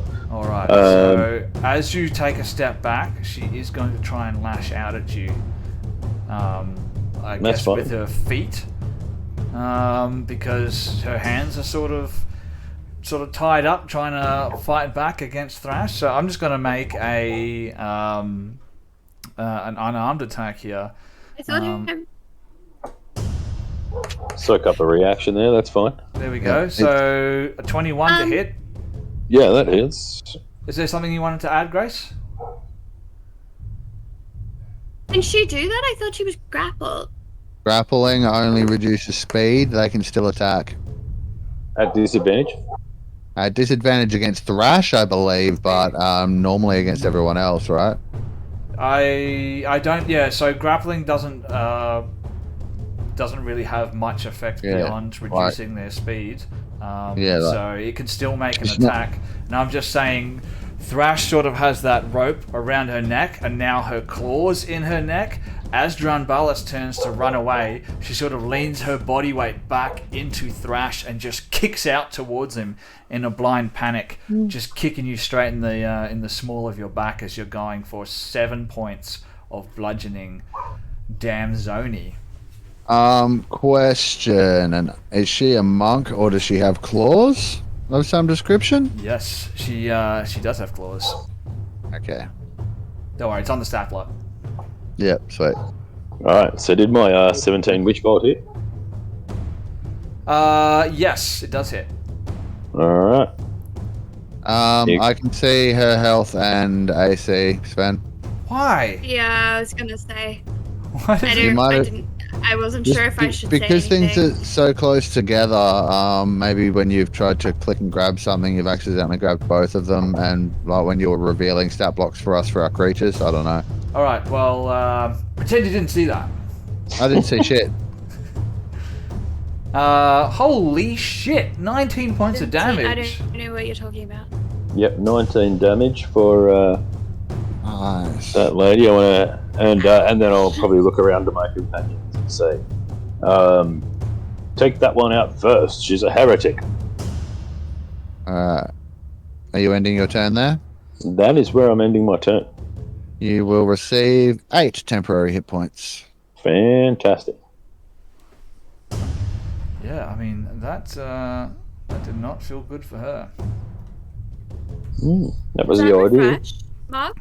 The temp Hey? points? Did you have you? I tried to roll higher for Thrash on at the end of her turn, and I rolled lower. So you keep what you got from the round before. So yeah, you've got 5. No. I meant like if you use the 5 hit points at the end of the next round, you get like another 5. You get another whatever I roll at the end of each of your turns. If I don't choose to, I can either give you the temp HP buff, or I can remove the charmed or frightened effect on you. So at the moment it's temp HP because none of us are getting charmed or frightened. Sorry, had to use a calculator there. All right, so we sorted all that temporary HP that it's the next guy's turn. Really don't like. Okay, let's say it's this creature's turn. Oh, I like cleric. And it is just going to make an attack of its own against the other creature there, and is going to miss it, rolling like a champ. And then it is Verina's turn. That was one of our allied guys' turns, right? He gets 7 temp HP. No, I'm going to say that it's too difficult for you to determine who is who at this point. It's just those ones on the outside. It's just a complete scrum. So, at this point, I'm going to say you can't you can't discern who's on your team, like mechanically. Yes, you can as a player, but role play wise, it's too difficult to tell for Patch who is who. I can't make a perception or an insight check. You I'll can. take it at I'm disadvantage. gonna say it'll take a good DC 22 to be able to tell who's who at this point. At least for the ones on the outside. The ones that are actively attacking you, that's easy. Yeah. Okay. So like what I'm talking about is because this is the guy in between the two guys, right? No, this is this guy here just had his turn. The curator. Yeah. So he's more. Yeah. All right. So perception or insight, which would you prefer me to roll? You know what? I'm gonna go with a. It doesn't matter unless it's something different. Perception. Yeah. Cool. 23. Hate you. So he can have his 8 temporary hit points. So 7. That's the last one I rolled. Alright, now I have to remember that he has 7 temporary hit points somehow. You can just add 7 onto his total, and it'll give him the overshield. Alright, Verena, it is now your turn. Okay. This thing in front of me, have I determined its foe? Because it hasn't attacked anyone. I'd say the one that's there, yeah, you're quite certain. You don't need an insight check for that one. It's coming at you guys. Okay. I will attack that. Yeah, he hasn't been added. Oh, well, there we go. Now it has been. Awesome. It's after you. He's right after me. Great. Okay, I'm just gonna swing at it with my longsword. All right. Okay. Yep.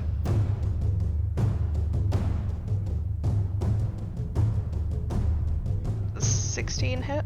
A 16 does hit. Yes, that is more than enough. Awesome. All right.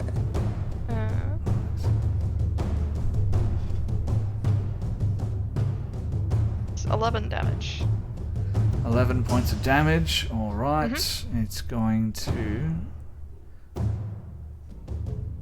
take that damage. So no. There we go. It yes. So it comes stepping up towards Thrash, seeing Thrash as the major sort of player at the moment, attacking his priestess, and as his attention is diverted, you standing on this pier with your longsword just take a slash, and you hit him, chipping away. And I don't have anything I can do for a bonus action, so that's me. Okay.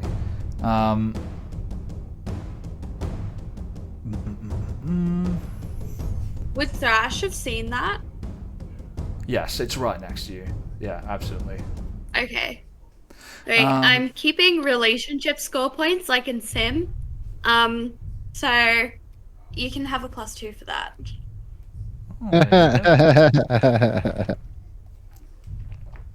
I'm keeping a relationship score as well for all of you guys. It's safe to say Patch isn't doing well. -10. Patch isn't doing well. No, not a fan of that aura. I don't like it. You mean the character's relationship to God, i.e. the correct. DM. Right, gotcha. Yes. They call me Lord Ao. Well, that's fine because Patch doesn't worship your scrawny ass. He worships the essence that gave you life, and that is Talishrin. Boom. But all I heard in that was arse. That's inappropriate talk for on Twitch. Don't make me ban you. we are an M-rated stream.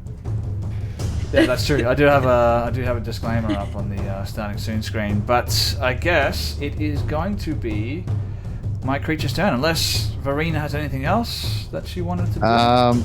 Verena might get some extra temp HP. Let's see what happens. I doubt it. I got 7 last time. Yeah, no, I didn't manage to beat that. It's just if I'd rolled a 6, you would have got 8. But It's alright. You keep the 7. Yeah, unfortunately my bonus action is my cat.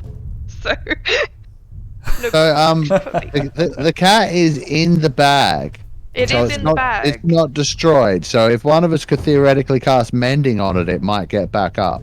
Oh, wonderful. Wonderful. Where's the bag? Right next to Bark. I got moved to Plooplepine, I think. Yeah. Yeah, it's right next to the altar So it's on there. It's like here. There. Yeah, it's like in that area. It's in that area. So Okay. as long as you're somewhere around there, you can grab your stuff. But it is now my creature's turn. As you slash this thing with your longsword, it looks back towards the wound that you just caused it, which is now gushing blood, looks up towards you, raises its hand, and just smacks itself in the face. And as it does so, this shimmering force appears around it, and then it lifts up this pincered staff and just charges it towards you. It's not a rage. You can see like this shimmering field around it now. And it lifts up this pincered staff and makes an attack towards you, Verena, with a 19 to hit, which is going to be a hit. I'm going to cast shield. So, tell me, what does that look like as it comes towards you with this pincered staff? My shield is just a, I guess it's like a light that comes out, and it almost looks like little cogs working together, trying to form some sort of barrier. Alright, so it comes at you with this pincered staff, and basically these cogs appear, and the end of the staff just gets like caught in the cog, and it just forces its staff down towards the ground, as it's just like staring you straight in the eye with this gash along its shoulder. It looks at you and it's like gargalaga. And then it is the next creature's turn. Who is that? It's this guy over here. Alright. His priestess is in trouble. It's time to do something. What can you do here, buddy? Let me just have a look here. Alright. It is going to cast a spell, I think.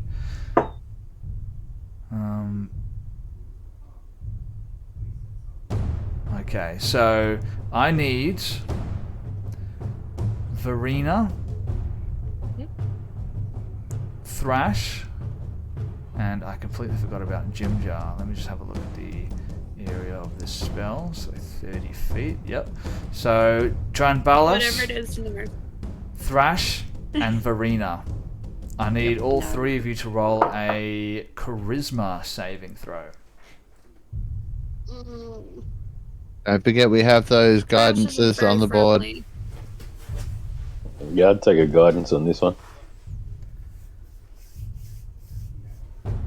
Oh yeah, I'm It's gonna not gonna need make it. much difference. I'll take a guidance. It's a D4. I don't think it's gonna matter. Nope. I don't think the only person that might help is Lady Verena. Maybe. I don't That was a feel horrible like roll. wasting it on this. Okay, so I'm happy to take it. let me just 9 fail. Okay, good. 5. Okay, that's a fail. 4.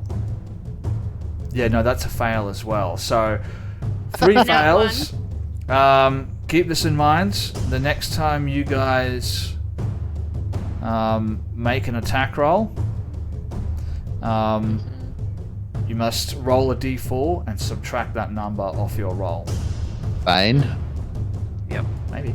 But Bane. Very No. keep me honest, because I'm not going to be able to remember everyone. But I think we can. I think we can put some tokens on people here, or some things here, so that we can remember. Is there one for this? I can't fix that for you guys either. All right, there's none for that. But so Dranbalas, Thrash, and Lady Verena, do keep that in mind for your attack rolls, and that is going to last. Let me have a look here. 1 minute, so 10 rounds. Let me write that down. Is that constant? Just hit the fuck out of whatever just did that. It's probably a concentration spell. And Yeah. Kind of busy. Okay, wrote that down. 10 rounds. Okay, that's its action. Then, as a move action, I suppose it will, for all intents and purposes, just stay where it is. No, it's going to move up to maybe there as it slowly moves towards you guys, and then it's the next creature's turn. It will just make an attack against the other Kurotoa, which is near it, with a that is going to be hit for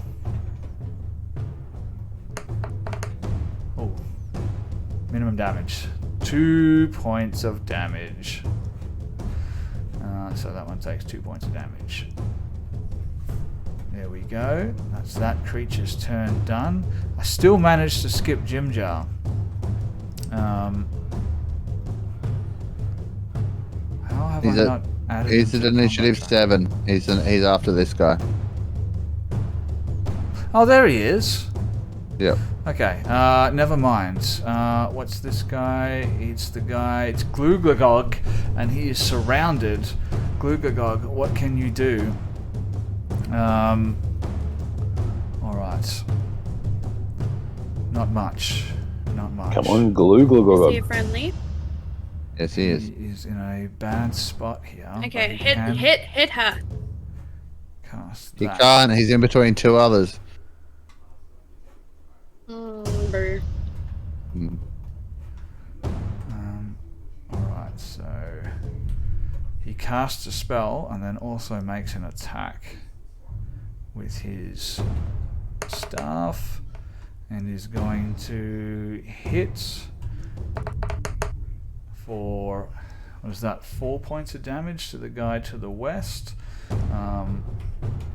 And as he does so, you can see he hits it with his pincer staff, and those sharp points on the inside of the pincers start to dig into the creature's throat, and he's going to try and grapple it as well. So let's just roll d20 for him, roll a d20 for the other guy. There we go. He gets it. This creature is now grappled. Alright, so let's just put that on there. Where are you? Grappled. There. Oh yeah. Jimjar. Who wants to take control of Jimjar? I've got enough to do here already. I'll do a gym jar so I can actually shoot something. That would be nice. Yes, you should have access to that one. Yep. I do. Alright, what's he got? Oh, that's not the right one. That's Bart. Load. Let's see. Oh, okay. Yep, that's cool. Alright, well, he is going to do what any self-respecting spy-type cunning dude would do when he's in close range with someone that's also in close range with one of his allies, and he's going to attack. Actually, he's going to bonus action hide first, so he gets advantage on the attack. No, he's not going to be able to hide in the situation that he's in, unfortunately. He's just like in clear view. Alright, so he's going to attack. In that case, he might move around. So he would have, did he pass his save on the spell, or did he not get picked? He was not chosen. Would he have been able to notice, like, was there a visual effect to the spell happening, or? I will say, let's roll a d20 and see if there was a visual.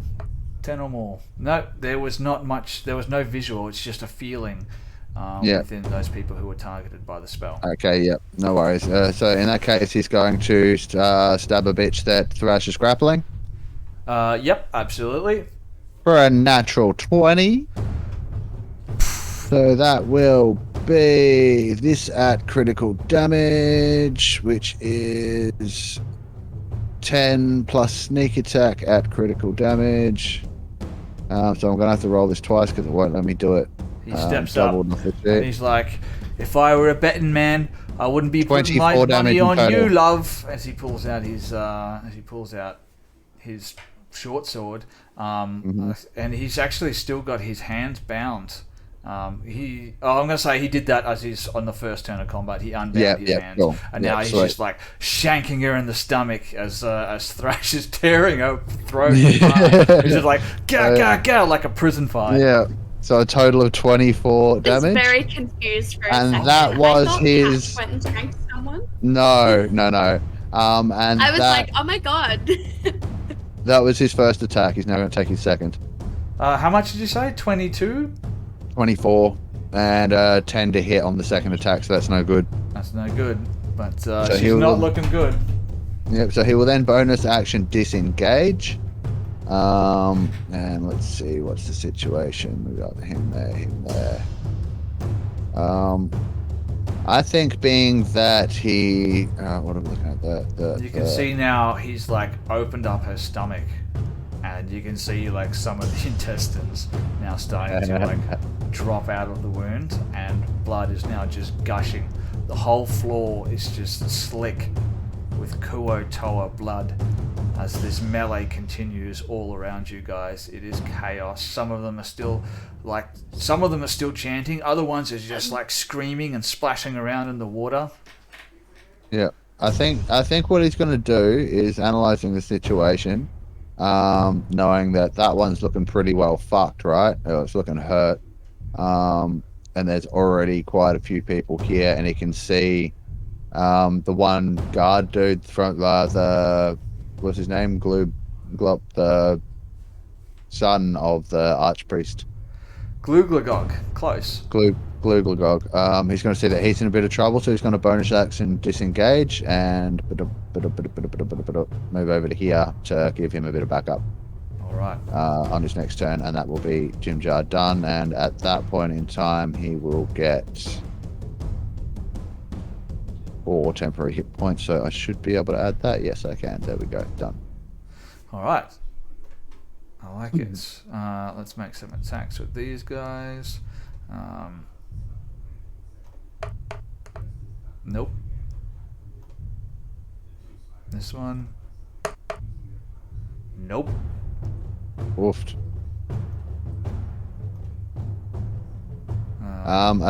Where are those guys? Let's see. That one's only just on the edge of the aura. That one's outside. So that first one is just inside the edge of my aura. Would I need a perception check again? Or would that... Or would it have been like... You know how I was able to identify that one was friendly before? Was that through visual? Are you still underground or have you come out? I'm underground. So no, sorry, there's not going to be any perception checks to be able to see who's who. Okay. Does that seem unfair? Because you're burrowing underground. Like, I don't think that you can see really what's going on around you.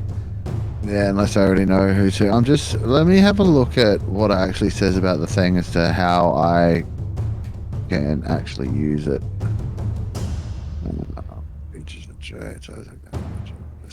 Alright, while you're checking that, I'll move on and just keep in mind. It is now Bark's turn. Yeah, it just says, whenever a creature, including you, ends its turn in this sphere, I can grant that creature one of these benefits. It doesn't specify that I have to see them or anything like that. Yeah, and that's all well and good, but to keeping in mind that I feel like that would be like a metagaming thing. You can't see them. Well, you don't wouldn't I be able to... It's perhaps that I can sense them within the aura of my magic ability. And this could absolutely be true, but then you don't know who's who. Yeah. Unless I can see them. Yeah. Or unless I'm familiar with them, such as my party members, I'd be able to sort of maybe know what they feel like. Yeah, cool, that works. These total strangers, I don't think that's going to work. So yes, I need to be able to visually see them and identify them as an ally.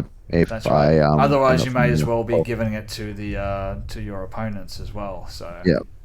Yep. No workers. Bark. All right. So Bark, being that. All right. So I want to ask for a ruling on this because normally I need to sort of tell him what to do. Yep. Right. But he's quite fond of Thrash because Thrash has been real nice to him. Yes. And he can see Thrash is in his melee and has this one grappled. I'm wondering if he can go and try and latch hold of that one's ankle and try and bite it. Well, I think Bark is still restrained by that rope. He's going to need. Oh, he is. All right. Yep. Sorry. He'll. All right. He will attempt to do that then. Barkity bark. Where's your sheet? Over here. Oh, and it gives me a rollable one in here. Cool. All right. So what was today? Just a strength check, yeah. Yes, that's correct for Bark. All right. 15. That's enough. Bark starts just yanking and pulling back, and he's yelping because as he's pulling back, the rope is sort of digging into his skin, but he just with one mighty heave pulls back with all of his body weight, and that supporting beam now comes tumbling down, and as it does so, a whole quarter section of this altar just sort of drops down. That sort of stingray thing that was set in between these poles just sort of collapses down towards the ground, and those two big octopuses which were sort of lashed together start sliding off the side and with a squelch. Ew. Like gross. And they hit with enough impact that they sort of split a little bit and the inside sort of comes spilling out, and the smell is just even worse now. Oh, yuck eye. Yuck eye. Alright, so that's his action. He doesn't really have much in the way of bonus action. So at that point, I think I might just leave him there. That seems to be probably the best place for him at the time, for the time being. So he's freed up, ready to go and do something on his next turn. That is correct. Yep, no worries at all. So that's the end of his turn, and we come to the top of round 3. Now, this melee is sort of happening in the center. Around the outside, there's all these other Kuotoa, like I've said a couple of times, just screaming and hollering and jumping up and down. And you can see some of them are like splashing around in the water as well. Some of them are fighting. Other ones are just like yelling and like waving their weapons and stuff around over the top of their head. Everybody give me a perception roll. Including Bark, or would that not matter? No, don't worry about Bark too much. And what about for me being 5 feet underground? There's still audio perception, I guess. Like this will be difficult to tell without being able to see it. So those people who can see it, can roll the perception. I'm going to say audio is going to be way too difficult because you can hear all the thudding. Like I said, there's 50 Kuotoa jumping around. You can just hear thud. So you're not going to be able to tell the difference between that and what I'm about to describe. So Drunk Ballas, and even you, Lady Verena, waiting for Thrash's roll. And 4. So you're too caught up with what's going on in front of you right now. Not only did you get a 4, you actually got a 3 because you still have a -1 to your rolls. So and it's a nat 1. And it's a natural 1, so not great. Basically, you start pulling this Kuotoa's neck open, and blood squirts up in your face, and you've got the blood in your eye now, so you can't see what's going on. But the rest of you can see those ones that are splashing around in the water, and one of them's sort of like waving his spear up and down. He's like, ga ga ga ga ga ga ga ga ga, and then all of a sudden, whoosh, he disappears beneath the waves. And you're like, what the hell is going on? And you look over, and you see another one, ga ga, and it looks down in panic towards its leg, and like starts stabbing down with its spear into the water, and then all of a sudden, splash, it disappears beneath the waves as well. And as that's happening, the water starts like splashing and frothing up, and all of a sudden you see all the Kuotoa that are still in the water like panicking. Some of them are stabbing down with spears, other ones are like scattering, trying to climb up onto the piers. You see maybe one or two of them try to swim away. And at that point, we're going to take a short break, ladies and gentlemen. And when we come back, we're going to pick this up right where we left off. Don't go anywhere, because we won't be gone long, just a couple of minutes. And when we come back, we're going to continue this thrilling combat. Stick with us, guys. I'm scared. Right back. See you soon. And we're back. I'm back with all these weirdos. We were just having a little bit of conversation, catching up with everyone, just having a chat about the future of the characters, and I thought this might be a good opportunity. Froth is still making himself a cup of tea. Let's find out what's going on with everybody. Here he is. What's going through these characters' heads? Keep in mind, obviously, there are some things that some characters know that other characters should not know, or players should not know. So, don't divulge something that should not be divulged. But let's start with the only surviving member from Vulcanvelve, Thrash. What's going through Thrash's head as this happens?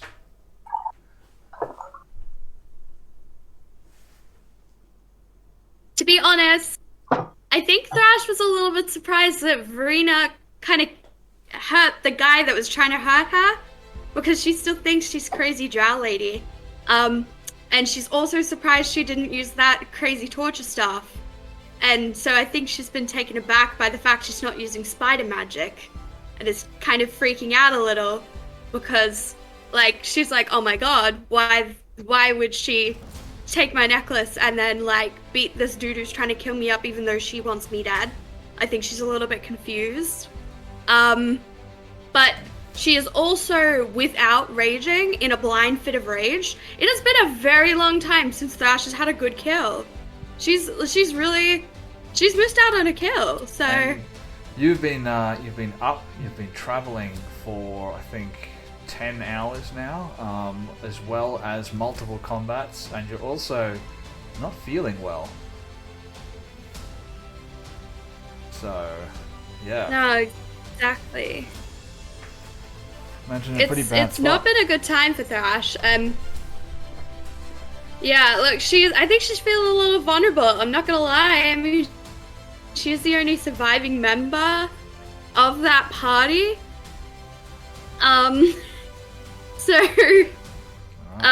Yeah, I think she's freaking out a little bit. Ideas and thoughts are changing. Going across the table. But yeah, I think she's just surprised that she actually came to her aid, I guess. Dran Ballas, where's his head at? How's he feeling? What's going on with him? Dran Ballas is cool. He's thinking that everything that's happening is going according to his plan. Although he does have some ulterior motives in play. It's funny, because it's not even going to my plan, so Dran Ballas clearly has an intelligence modifier that's much higher than mine.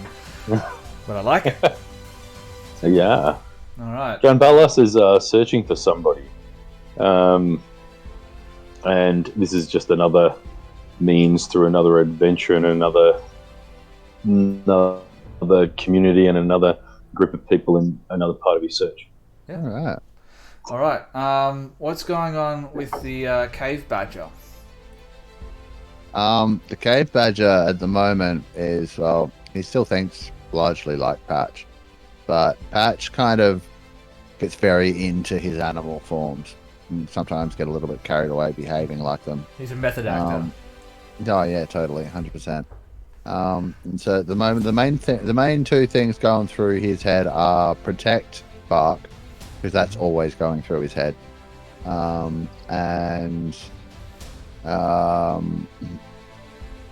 this dirt's a bit hard, so it's kind of hurting his claws a little bit. But also he really wants this to be over so that we can get out of here and stop having to fight people, because he really doesn't like fighting people. Alright. And last but not least, Verena. Verena is definitely feeling very exposed right now without Gadget. Feels very lost, kind of has this gnawing thought at the back of her head that, what has happened to Gadget? How long is it going to take to bring her best friend back? She's definitely in a bit of a pit of despair at the moment, but is trying to push it aside so she can get out of the situation they're currently in. And I can only imagine the situation that you're currently in. It's escalating, and it's escalating, and it's escalating. It's getting more and more out of control, and now you start seeing these Kuatoa who are just disappearing beneath the waves of the dark lake, and the water is being like kicked up into almost like a frenzied froth, and it's starting to mix with the blood of these Kuatoa. So it's basically like looking at a blender now, just with blood splashing around all over the place. As we come to the top of round 3, and let's just get straight back into it. Because I have another question, because I'm a pain in the ass. You know how I couldn't tell the difference between the Kuatoa based on hearing? What about smell? All right, so you are they all the vibrations in the way they step. I'm sorry, you are Clutching at underground. straws, man. You are underground, so just I'm picture yourself underground with keen smell and tremor sense. Yes, so you know where they are. Yeah. Okay, but the Kuatoa who worship the Sea Mother and the Kuatoa who worship the Deep Father both smell like off fish. You know where they are, Something smells fishy. but you cannot you cannot determine what is what. That's the problem All right. now. Yeah. Fair. Just thought I'd try. just do it. Just borrowing a grace and doing the subtle hear me out. Yeah. That's okay. Yeah. Keep throwing them at me. The gloves are off. See, there's no gloves. I am now mean DM. I'm not giving you things for free. But that's the situation as it is at the moment. I would say if you poke your head out, if you have a look around, I will let you try and determine who is who. But that's the situation as it is at the top of round 3. And it is one of my creatures' turns. That one right there, Jimjar, just crept up behind him. So he's going to turn to face Jimjar, and he's going to attack Jimjar with his spear. He's going to... Jimjar dodges. He yanks it out of the back of Glugagog, and you can see one of those barbed tips just like get stuck in Glugagog's back as he pulls it out. He turns to face Jimjar, who just moved up behind him, and he's going to just 2 hands overhead thrust it down, trying to skewer Jimjar from the top of his head all the way down to his feet with a... There we go, 17 to hit. No. I'm joking, it's a hit. I know. By a lot. Not much damage, just 6 points of damage. 6, and that's that creature's turn. It is going to move over to there, so it's no longer being flanked. It's not the sharpest tool in the shed, but it's not an idiot, so... then it's this creature's turn. It will have an attack as well. But I'm going to say this creature is in such a frenzy, it just throws its spear off to the side and just launches himself at this other Kuatoa, teeth first, trying to take a bite out of it. Oh. And he hits for 3 points. He just like jumps up, latches onto this other creature's sort of shoulder and just pushes it back. And as it pushes it back, it comes away just like its mouth full of blood and bits of the creature's flesh that's torn off as he shoves it away. So 3 damage. Then we go to the next creature's turn. It's that one over there. He will make an attack. Oh, that was a bite. That's fine. There we go. 22 to hit. Is a hit for 5 points of damage. Respectable hit for a Kuatoa. It reaches out as well. The other creature tries to stab it with a spear. It grabs the spear, yanks it to the side, and just bites down on its hand. And then it is Patch's turn. All right. So, this is going to be another hear me out moment. All right. I would like to burrow under Bark. So that's 5 feet to get under him. Expend another 5 feet of movement to dig out from underneath him to get him to fall down into the hole with me, or like bring him down into the hole, and then continue burrowing towards the bad guy. Is that something I can do without using an action? Shit, Just using my movement, because I leave tunnels as I burrow. You're around about the same size. Sure thing. Let's do it, man. Cool. All right. So underneath Patch, fucking burrow up. He would recognize my cave badger form, so we know it's me. And bring him down into the hole with me. So he's 5 foot underground, and then I'll continue on another 5 feet to here and then to here. So that's 5, 10, 15, 20, and then I'll pop up. So that will be 25 feet out of my 30 feet of movement. Let me just double check that my burrow. No, that's not going to work. Okay, what can I do? 5, 10, 15. Okay. So if I go 5, I got another idea. I'm going to go directly underneath Bark, so 5, 10, and pop up here. So that's my 15 feet of burrow speed. I'm not going to dig out from underneath Bark.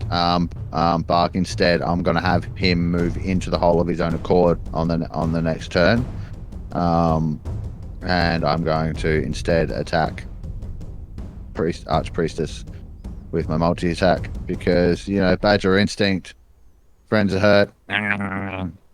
Chew on the thingy.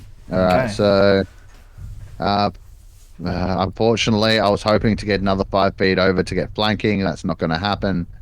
But that's fine. I get 2 attacks, 1 with a bite, 1 with a claw. So here comes the bite. That will be a 17 to hit. Oh yeah, that's going to be a hit. For 2 piercing damage. Hey. Has she had a turn? I haven't given her a turn, have I don't think so. Somehow. Did I even add her? Yeah, no. I'm not seeing her on the combat tracker. I need to get better at that. Alright, now she's on the combat tracker. Keep going. Okay, yep. Claws, and then claws. 15 to hit. 15, yeah, 15 is a hit. Excellent. That will be a further 4 slashing damage, so 6 damage in total from the badger, and that will end my turn. So did you say 6? Yes, in total. Right, 6. No problem at all. And bring my elevation back to 0. And just remembering, there is now a tunnel from... Can I draw? I can't, no. So there's now a tunnel from the square beneath Dranbalas to where I am. I'm sort of like, you know, burrowed up and gone chung chung. I'm still sort of, you know, I guess on the edge of the tunnel where I could pop back down, but I don't have enough movement to do so. So, over to there. Okie dokie then. We go to the next creature in line, which is going to be, yes, there we go. I believe, what did this one do? I will temp HP myself. Oh, yes, it will cast a spell on itself. And that shimmering sort of glow appears around it, forming around its body, and then it will attack. It's going to step up to... Oh, no, it's going to attack Thrash, because that's the main threat here. So 20 is a hit. Yes, you take 4 points of piercing damage as it attacks you with this sort of pincered staff. And I need you to make... No, you don't need to make anything. You are now grappled as well. It hits you with this staff, and it hooks you across the back of your neck. So you now have that. You have the Archpriestess of the Deep Father by the neck, and this creature has you by the neck with its pincered staff. It's a grapple chain. It's a grapple chain. It's a right. grapple chain. I have an idea. It's a I have an dance-off. idea. Excellent. And then we go to the next creature's turn. And I have inspiration. All right. And we have nat 20s on the board. It will. If your idea is really good, we might let you use that. One step towards the north Pretty before freaking good. it makes its attack. With its spear. Mod's like, no, the Deep Father has you by your neck. I don't get why he's so put off by the Deep Father, but because his father is deep undercover. All right, 8 points of damage. So, how does this guy have 70 damage? 70 hit points. He has temporary hit points because of someone giving temporary hit points out willy-nilly. And then it's Thrash's turn. Oh, this is like, you know how Thrash likes to pile drive things, and it's like one of her favorite things to do. Don't we all? So, I have inspiration, and in a few games past, you let me use inspiration to pile drive someone into someone else, and I'm gonna go off by that logic and say I've hooked my claws into her neck. They're in there, like enough to spout blood into my eye, and I've got my arms around her neck, so I'm well and truly hooked in. Like, she ain't coming out anytime soon. So what I'm thinking is, I kick off and flip her into the other guy who has me grappled, forming a collision grapple train, and all three of us take damage. All right. I love it, honestly. All right. I'll tell you what. Yeah, give me your inspiration. You've let me do this before. Give me your inspiration. You have this creature grappled, so you don't need to roll a grapple. I'll allow you to make an unarmed attack against the first creature. Okay. If that hits, it will also count as an unarmed attack against the second creature, but with bludgeoning damage. And if that also hits, you all fall prone.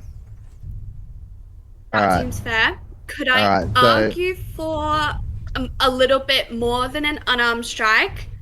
A little bit more bludgeoning damage on the third one because a giant tabaxi is falling on him. So and he's got a weapon in his hand. So maybe the D6 that you allowed before for the other tackly idea would be cool for that one, and D4 for the other one. I don't know. Unarmed attack on the first one, D6 of damage on the second, plus your athletics, and then if they both hit, everyone's falling prone. Yeah. Now, might I remind you, Thrash, you are at a neg D4 to all of your rolls because of that thing that Sven did to you guys before. Can I take the nat 20? I would suggest take the advantage because the nat 20 with Jim Jar can get us another sneak attack that'll fuck something up. Okay. Right. So I'll take the advantage if no one's too pressed about that. Alright, so you roll twice. Oh, wait, you have advantage against that creature anyway. Yeah, that's what I'm saying. Oh, never mind. So, okay, roll once. If it's a hit, the other one will also automatically take the damage. Do keep in mind you need to take a -1 from your exhaustion and a negative D4 from the spell that was cast on you. Hence the advantage being important. Right, okay. So, rolling athletics on the first one. I'll roll a D4 for you. And I've got an advantage. Let's hope for something good.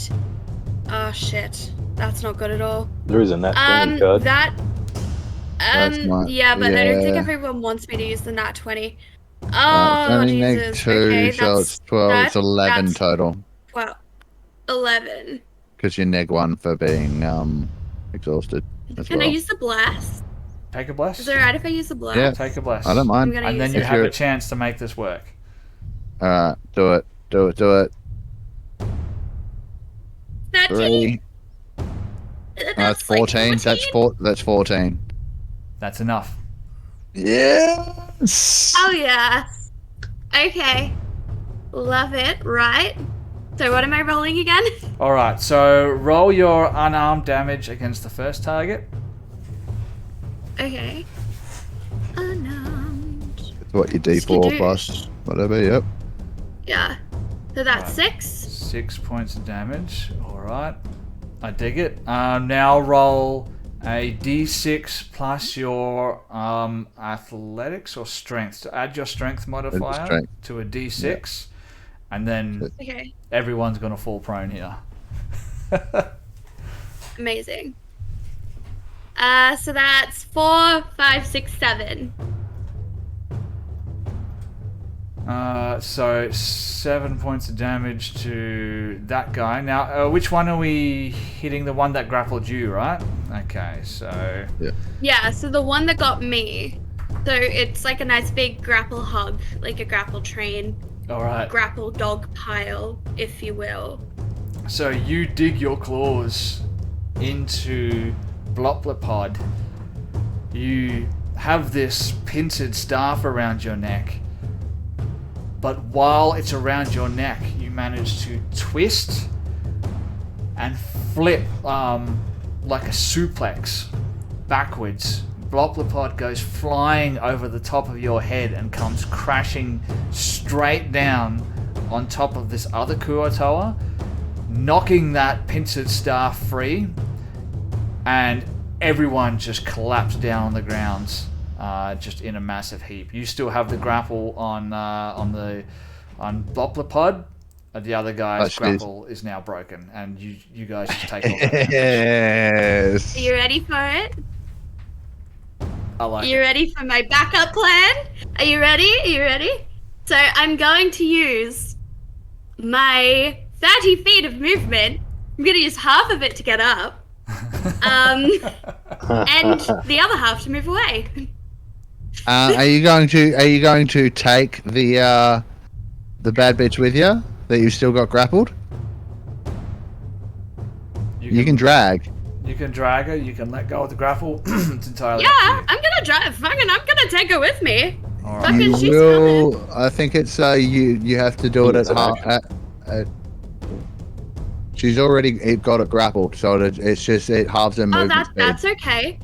So- No, so what's I'll your- use my feline agility. So that makes my movement speed 60. It doubles it. So I'll if use you do you have to do that before or after you get up? I can do it when you move on your turn in combat. You can double your movement speed until Okay. the end of your turn. Once you Alright, use so this turn, you can't use it again until I move 0. Right, so you lose half of it immediately getting up, so you've got 30 feet left, and halves your movement dragging, so you can move 15 feet away from where you are and take her with you. Sounds good. I get the attack of opportunity. From Technically prone, no, because it's not unwilling. It's not willing movement. It's being dragged away. No, as Yeah. in like Thrash would get the attack of opportunity. there's one Oh, yes, creature you that's would. lying on Yeah. the ground. It will try and attack you as you're moving away, but it will be with that's fair. disadvantage. Yeah. And there's the bodyguard guy, the shaman guy. Oh yes, there is that one there as well. You're right. So there's going to be Yes, 2 sir. attacks of opportunity here, unless you don't move out of the range. If they attack me, then they should be attacking their priestess lady because I'm effectively using her as a body shield. You're dragging Like, she's her, on- kicking, like, screaming along think the about- ground. like- Yeah, no, It's like not this. gonna work. It's not gonna work, Grace. No, this No. is you're Yeah. still No. 7 foot tabaxi. You're dragging this thing, kicking and she's screaming still- along the ground. And she is still prone. You got up, but she didn't. So Oh, you're yeah. like Yeah, leaning but I'm over. dragging her, aren't I? Oh, Yeah, that's- so you'd have to be leaning over. You would be more exposed to the attacks than she would. Yes. So the Yeah, first no, one will that's fair. attack. That's It'll try and like reach out and I bite tried. you with disadvantage.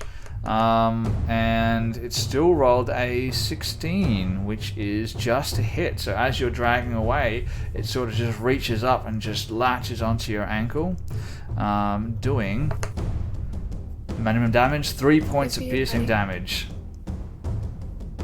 Okay. Alright, and then the second one. Where are you moving to exactly? Remember, you can move 15 feet. Just enough to get away from douchebag with the prong, like here. Alright, so then that one 15 will move feet. over to there. 1, 2, 3. It was only 10. That's You 10. can go another 5 if you want to. Like. Don't it have won't to. let No, me move let's- it. Like maybe here. It won't let me move anything, so. Alright, over to there, over to there. There we go. This one will take an attack of opportunity with its staff. With a miss. Damn it, he's crying again. Okay. This creature. Alright. Alright, bear with me one moment. I'll be right back. Sorry. You're right. We can talk tactics. It's fine. All good. So that's the Kuatoa in the top left near the jetty hanging on the boat. Was that one of the ones that dipped into the water, into the waves? Which one? This one here, No, top I think left. he means the ones on the beach. Like it's sort of to the back end of the map. Yeah, I think the ones that got dragged under are not ones that are actually in this fight on the map. They're the Right. extras that he was talking about. Oh, the extras. Yeah, okay. Yeah. Thrash, Yeah, by the sweet. way, you get 4 temporary HP at the end of your turn. That'll take you back up above max again. Okay. That temp HP is awesome. Fucking clutch, man. I'm thinking about next game plan, drowning her. How far Like is the for water? the rest of her. Right on the edge. I'm right next to it. Ah. I'm right next to it. Thrash, So obviously and when I mean Grace, drowning, I mean Grace, going into the water. Grace, you're attempting to drown a fish. Yeah. Speaking of logic. Just keep wailing on the fucker. Keep it down if you can.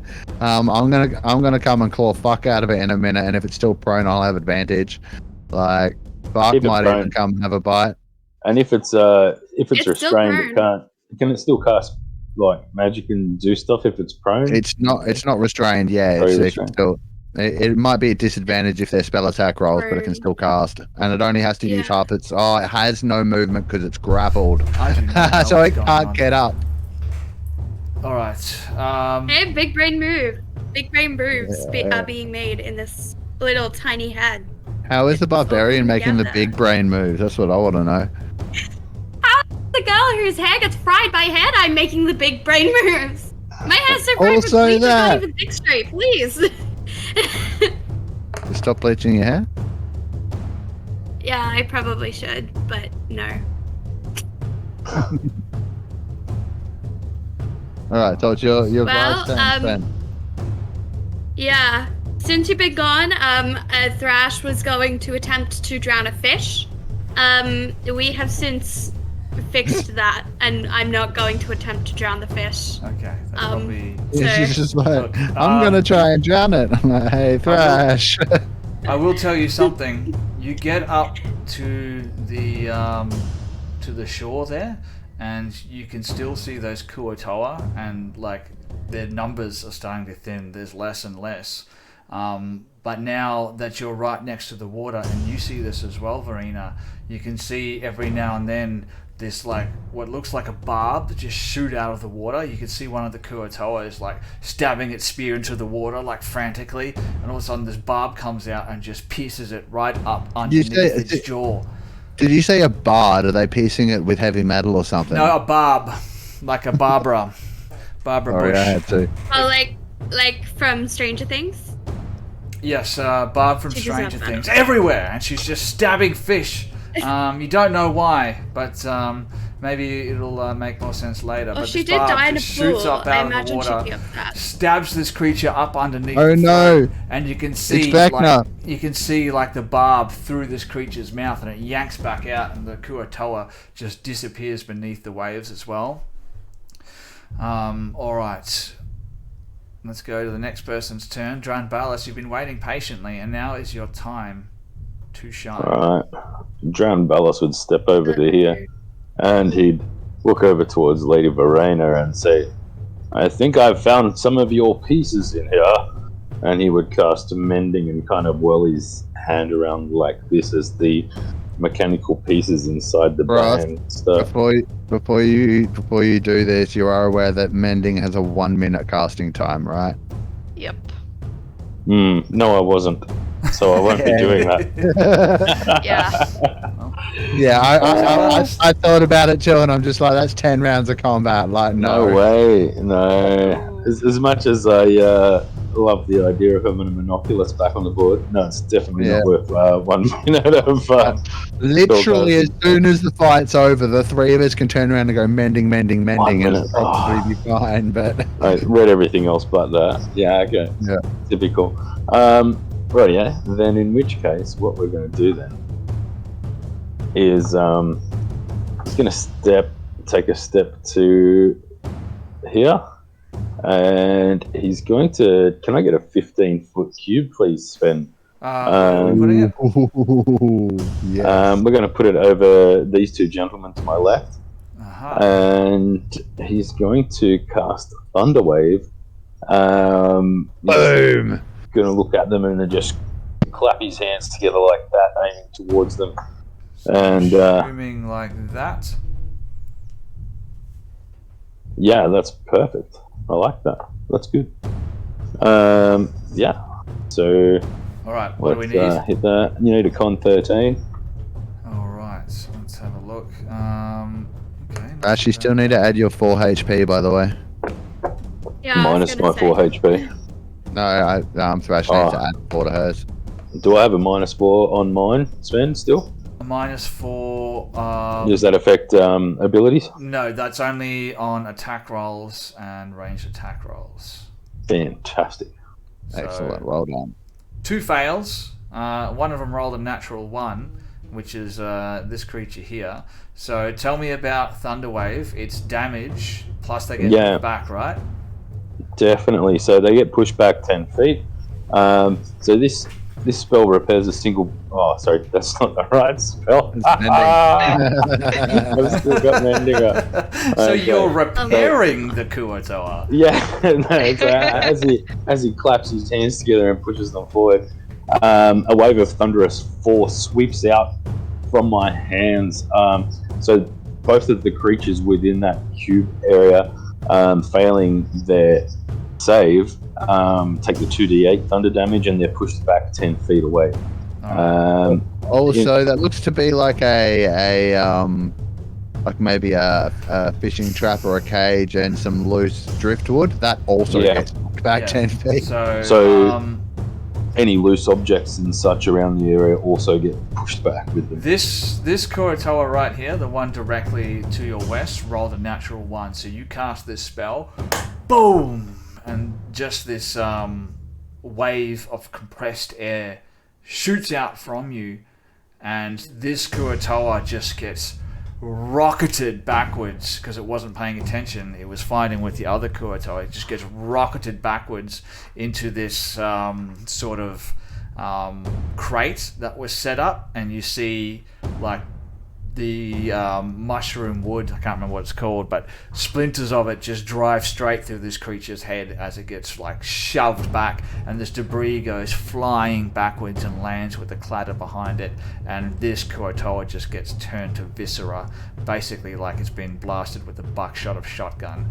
And the other one goes flying back 10 feet as well. It lands in the water and cracks its head on the back of the pier, the back of its head on the pier as it crumples down underneath the pier, and you can see whatever it is in the water making its way over towards it where it lands in the water as well. So it's like underneath the pier, and it's going to take an extra d4 of so just 1 point of bludgeoning damage. Does it drown because it's under the water? It's a fish. Yeah, it's like, I can't swim. You gotta ask. It was one time, guys. Being a fish person. It was one time. Yeah, so was Grace Beam. All right. So that one dead. That one beneath the pier down there. All right. So Nice turn. anything else that you wanted to do? Or is that, yeah. So I moved 5-10 feet to there. I'm gonna try and back away as far as I can from everyone else. So that would be 15, 20, 25. What's my movement? 30, I think. Yeah, Don't 30. leave the bubble. No, I'm staying in the bubble though. I'm going to hang on the edge there. Alright, you don't get any extra temp HP on top of what you already had, but That's cool. I'm also good you for the moment. you can leave it while you've got the HP. You won't lose it. You just won't get it back again unless you end your turn Roger that. all within right. it. So now that I finally added Pluplepine to the combat tracker, he is actually going to do something. I'm going to say that in the period where he was not doing anything, he was sort of making his way around the combat and just sort of barking orders and like just trying to spur on his followers as this fight continues. But now that he's finished doing that, let's have a look. So I'm going to say he cast that spell on one of his turns. So let's just do this. That, and then we are going to cast a spell. What spell does he want to cast?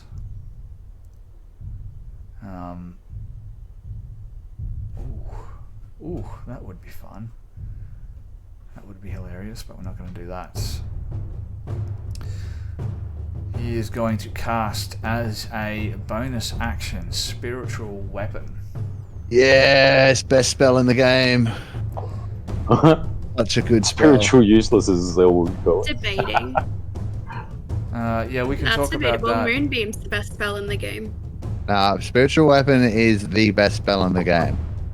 No, Moonbeam is. No. Look, the way Spiritual Weapon works is that if you say it's the best spell in the game, it's really good. If you don't give it, say it's shit, it's really shit. So it's the best spell in the game. It knows, I'll allow it can to be hear, the it's best spell in sentient. the game. Yeah. Hey. At least once. Ooh, that thing's prone too, so with advantage. So there we go. That's going to be a hit for how much damage does that do? A D8 plus your spell casting ability modifier. Ooh, that's pretty good. So, ooh, maximum damage as well.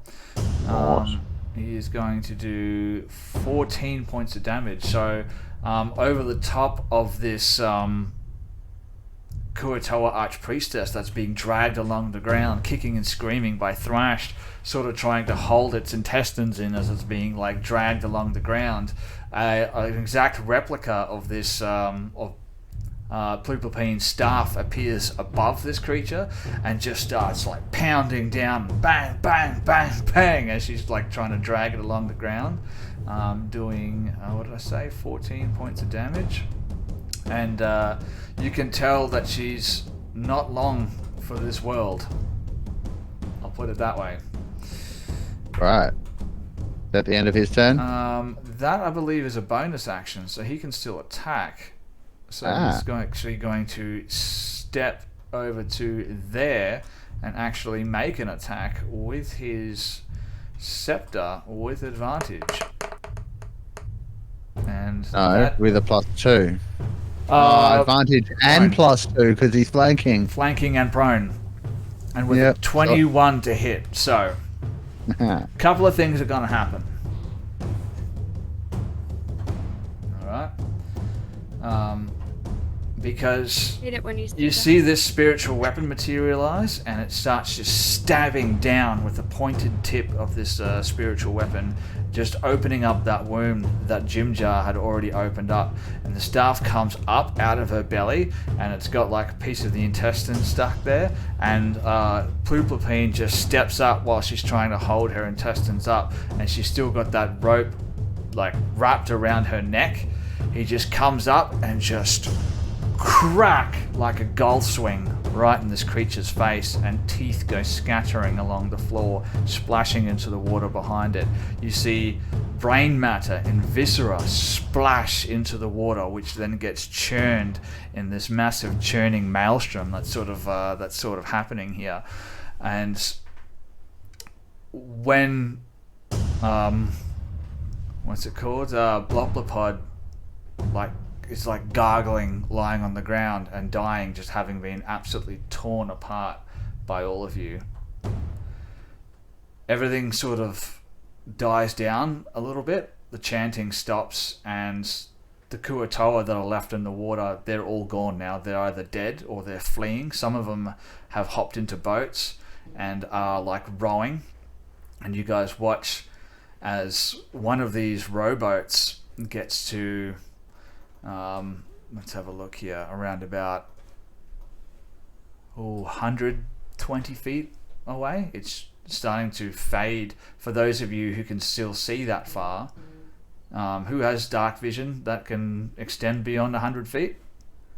I certainly do. Alright, so those of you who can see beyond 100 feet with dark vision, you can see this boat, and you can see the oars just frantically turning as the boat is fading off into the distance. But all of a sudden the boat just stops. And everything's just gone quiet now. Everyone's just watching what's going on. The boat just suddenly comes to a stop, and everyone turns to look. And all of a sudden the boat starts lifting up out of the water. And as it does so, you can see what appears to be a tentacle wraps around the boat, straight around the middle of the thing, and it just like contracts. It contracts, and it just shears the boat straight in half. You can hear this almighty crunch and crack as wood splinters, and the boat falls in half, and you can see a pair of Kuatoa on the boat come splashing down into the water as a creature starts to emerge from the water. What side? Why do Kuatoa need a boat? Because that's what they do. Because they'll drown. Even though they're fish, it's still dangerous to be in the dark lake. But the dark surface of the water starts bubbling, and then two monstrous heads start to break the surface of the water.